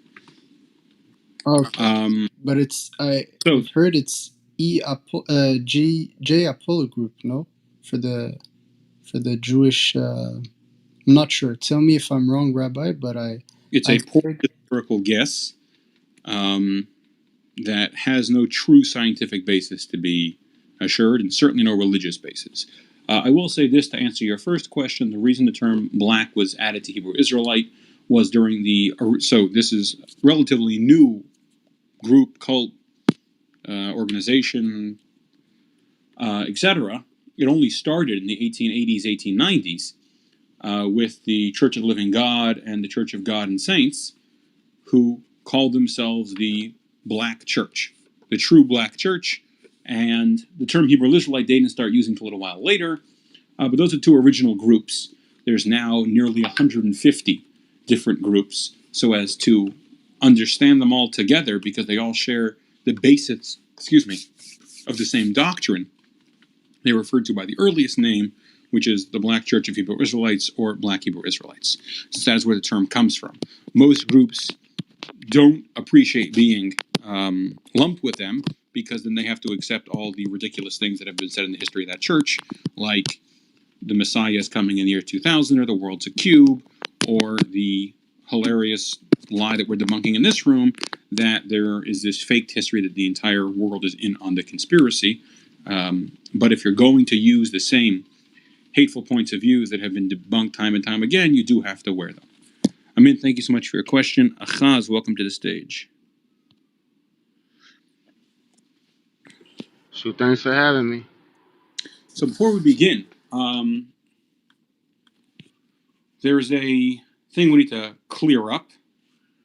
So in 2019, two people entered a grocery store in Greenville in Jersey City. They murdered two Jews who were there, as well as this policeman outside. They also injured another customer and two other policemen. The two individuals, who were members of the Black Hebrew Israelite Church, Francine Graham and David Anderson, said the reason they were doing so is because the Jewish people have stolen our identity. Before we begin, do you condemn the crime they committed and the ideology they claim to stand for? Well, let me say this. I want this on record. They never said that there was Hebrew Israelites. Actually, there was practicing in they practiced the religion called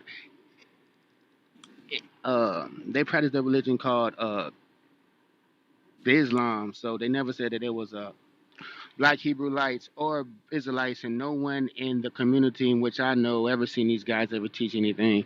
So that was a false report. So that's not factually correct. If that's the claim you want to make, that is fine. Okay. So the basis of this room is the fact that there is a Jewish history going back for the last 4,000 years that is not questioned throughout all of human history. There were Jewish leaders at all times. There were Jews living throughout the world at all times, going back to far before we ever entered the land, let alone were expelled from it. So do you claim that the Jewish community are not the real Jews? Yes, and I will have, Okay. I would like to say something based on what you Hold said. up one second. At what point in history do you believe this con began?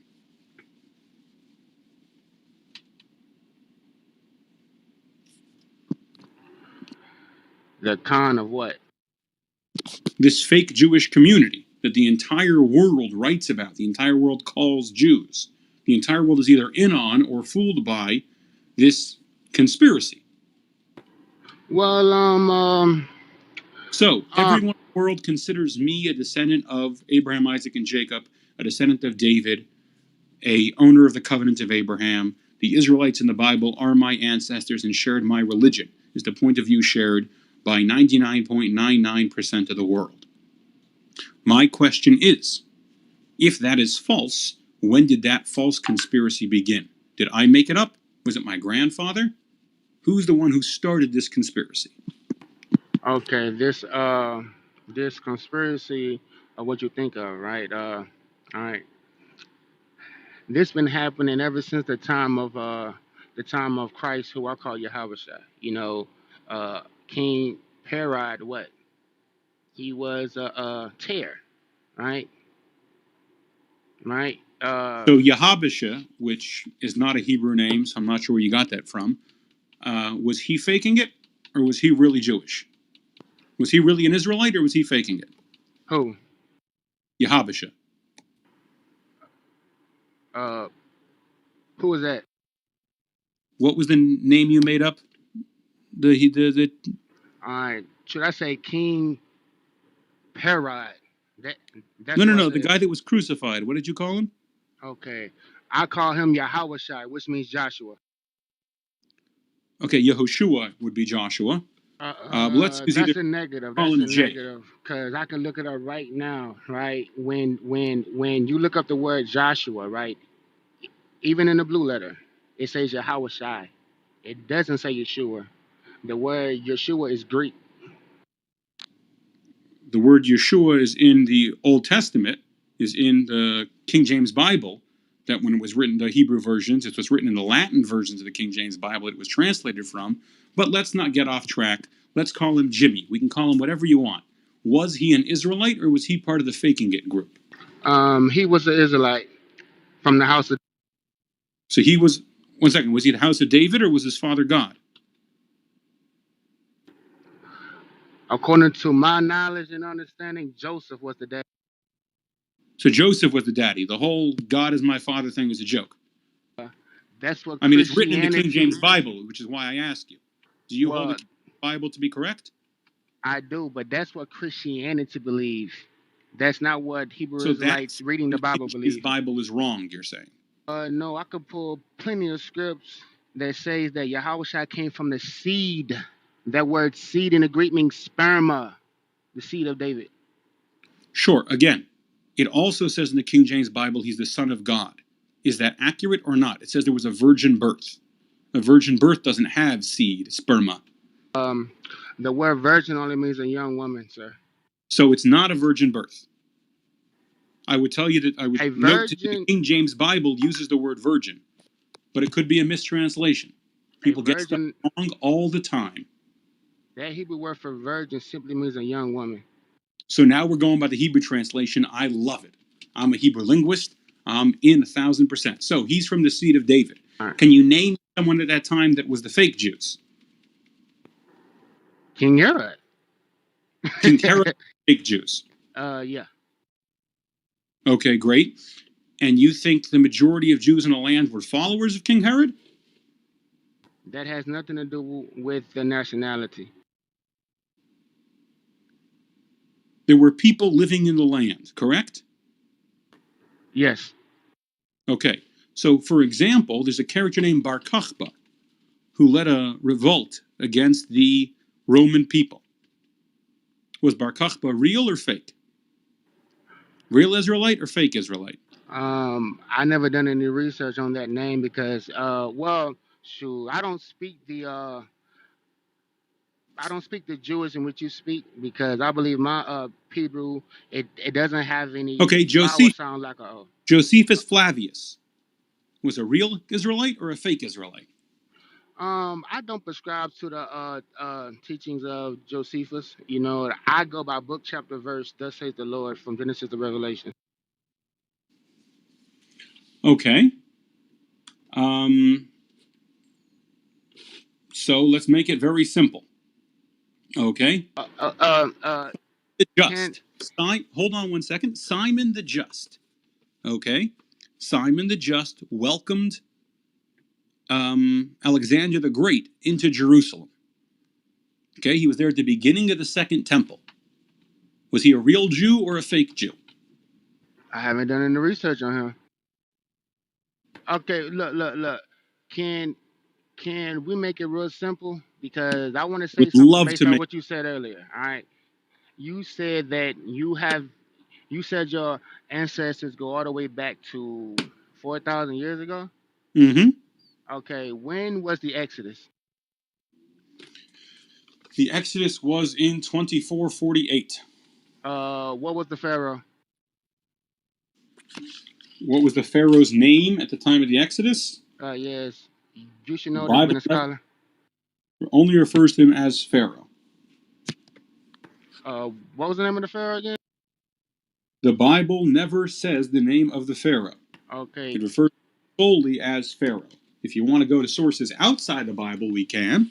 But if we're sticking to sources, it never says his name. I mean, sure. You know what I'm saying? Because, shoot, I just want to start at the Exodus, you know what I'm saying, just so we can know the beginning of when these people came out of the land of Egypt. So you said 4,000 years ago, right? Can you give me the name of that Pharaoh? The Pharaoh's name was Ramses. That's false. The name of the Exodus, his name was Seknakte, and he ruled at 1200. He died at 1200 BC in the Red Sea, and this is a site up in Egypt. When you look it up, it's KV 15, and it has the tomb of Seknakte, and it tells how his body was never found. So they buried him without a body up in his tomb. And that person that led these goat herders out of Egypt, which they would have been called Sashu, right? Hold on 1 second. Hold on. They were goat herders? The Bible seems to sheep herders. The Bible seems to describe them as construction workers. It names 2 cities they built, Pithom and Ramses. Okay, but Is the the King James Israelites, Bible wrong there also? no, the Israelites came into Egypt, right? At 70, right? And they came with all their sheep and so forth like that. But I'm telling you what the Egyptians called these people, okay? They called them the Sashu. You can look it up. They're all over the walls, and they're all in servitude, and they're all people of color, one Okay, fringes. All so right? every historian in the world disagrees with you. In fact, the vast majority of historians in the world say there is no proof in ancient Egypt to ever tell the Hebrews were there as slaves. Okay. But far be it from me to question your beliefs. Okay, that's why I'm about to school you right quick, all right?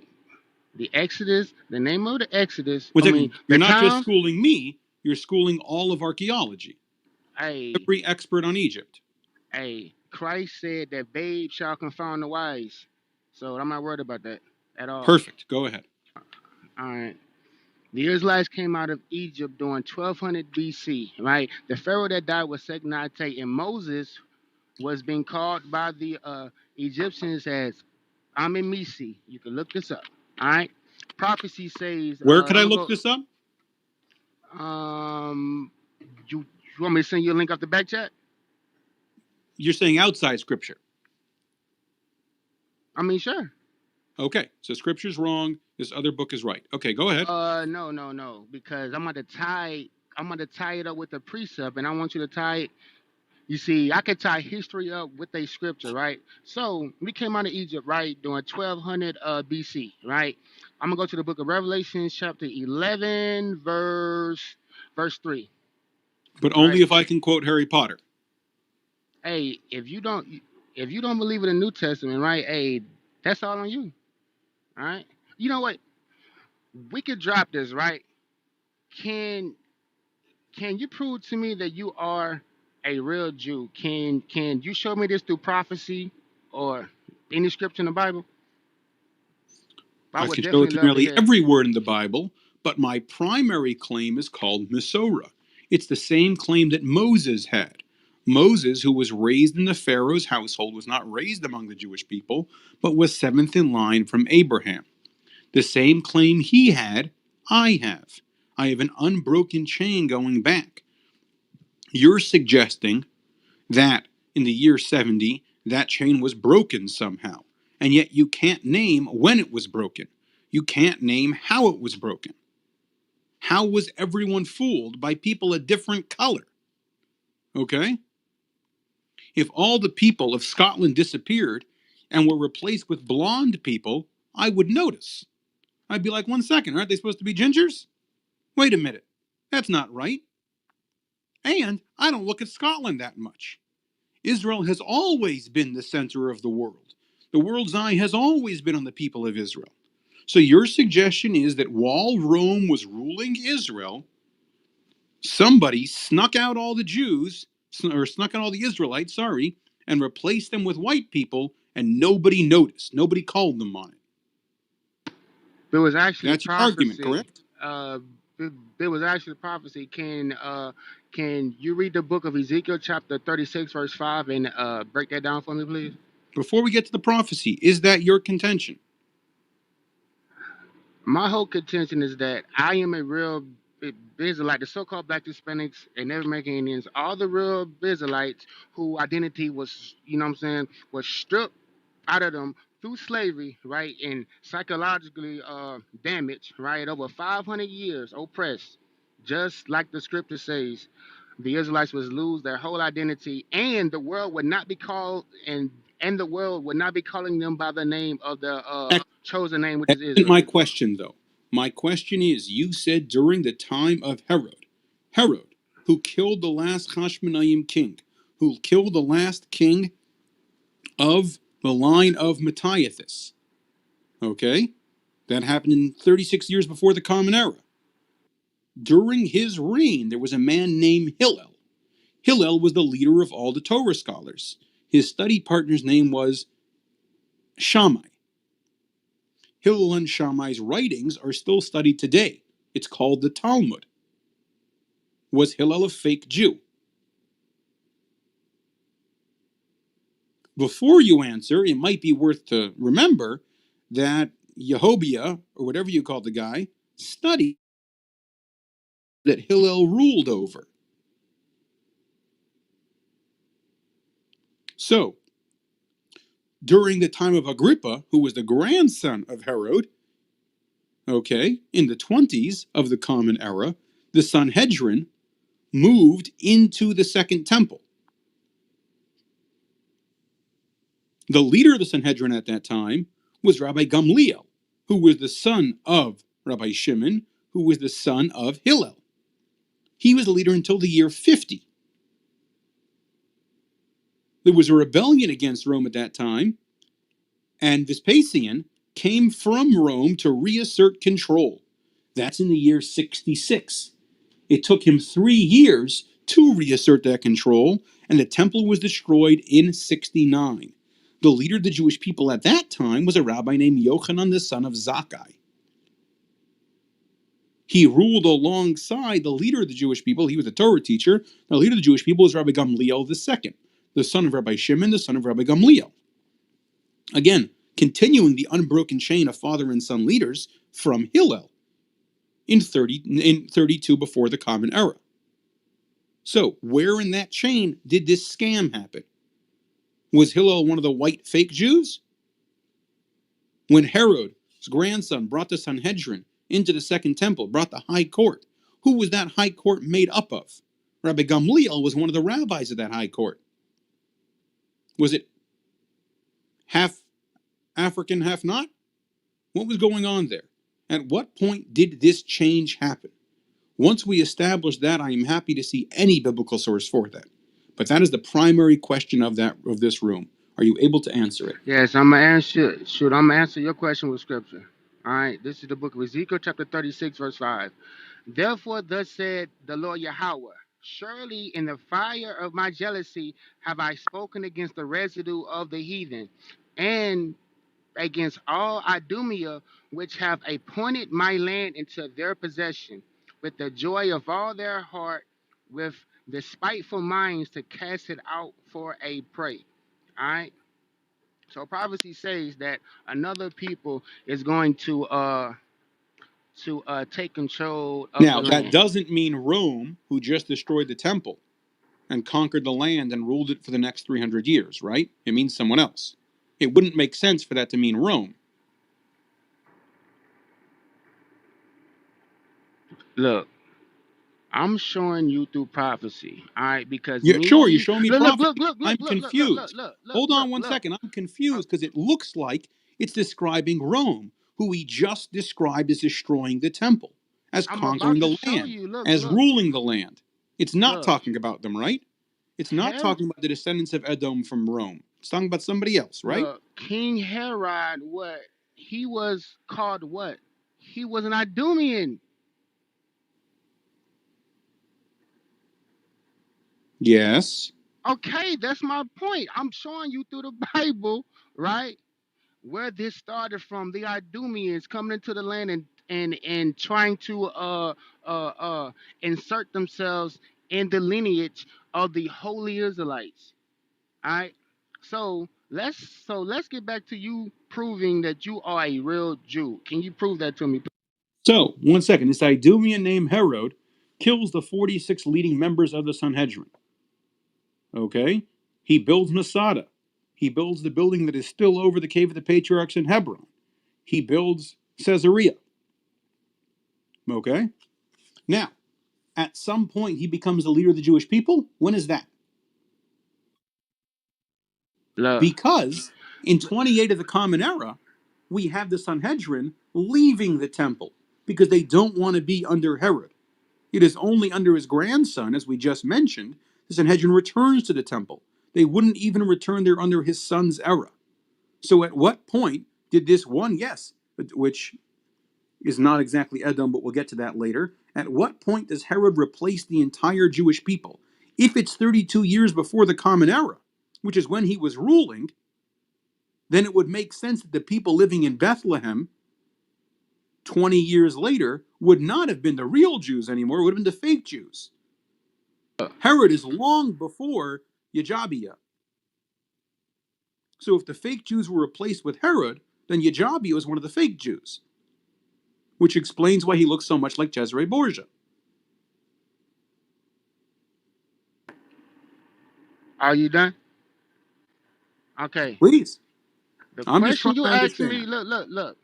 The question that you asked me was to prove when the other nations came into the land and you know what I'm saying and took on the identity of Israel. And you say it was I Herod. showed I showed you one example, okay, King Herod, and then he was even you said he was called an Idumean. Prophecy says that the That is correct. He was a Idumeans will come into the foreign king. land. He was a foreign king who ended Jewish rulership and Oh my destroyed the leaders gosh. of the Jewish people. That is history. He's All not right. a positive figure in Jewish history. He's Look, a negative figure in Jewish history. He's one hey, of the look, worst figures in Jewish history. look. You're somehow saying that he is the leader of Judaism. If indeed Herod replaced the Jewish people, he shipped out the real Israelites and brought in the fake ones, then Yehodmiah, whoever the guy is that you mentioned before, Big J, is a fake Jew I because he never was only said. born after the death of Herod. All right, look, I never said right. Herod shipped out the original Israelites. All I said was King Herod. He was the king over Israel at that time, underneath the Roman Empire, and he was Idumean. That's all that I said. Now, can we get to the point You're correct. because we The don't have to vassal agree king, on that, I right? am happy to point out to you that the vassal king over the Jews, who were hated by all the Jews in the land, was a foreigner. That is unquestionable, yes. So my question to you was not when did one foreign king rule over the land of Israel? There's a long list of foreign kings, starting with Alexander the Great, who ruled over the land of Israel. My question is, you say He the never Jewish sat on people. the throne. He never sat on the throne. That's a lie. He never sat on the throne. So we I'm came and say sorry? Alexander the Great. Alexander the Great never sat in never Ale- Alexander the Great, right? He never sat on the throne up in Israel and claimed to be from the tribe of Judah. So we're not.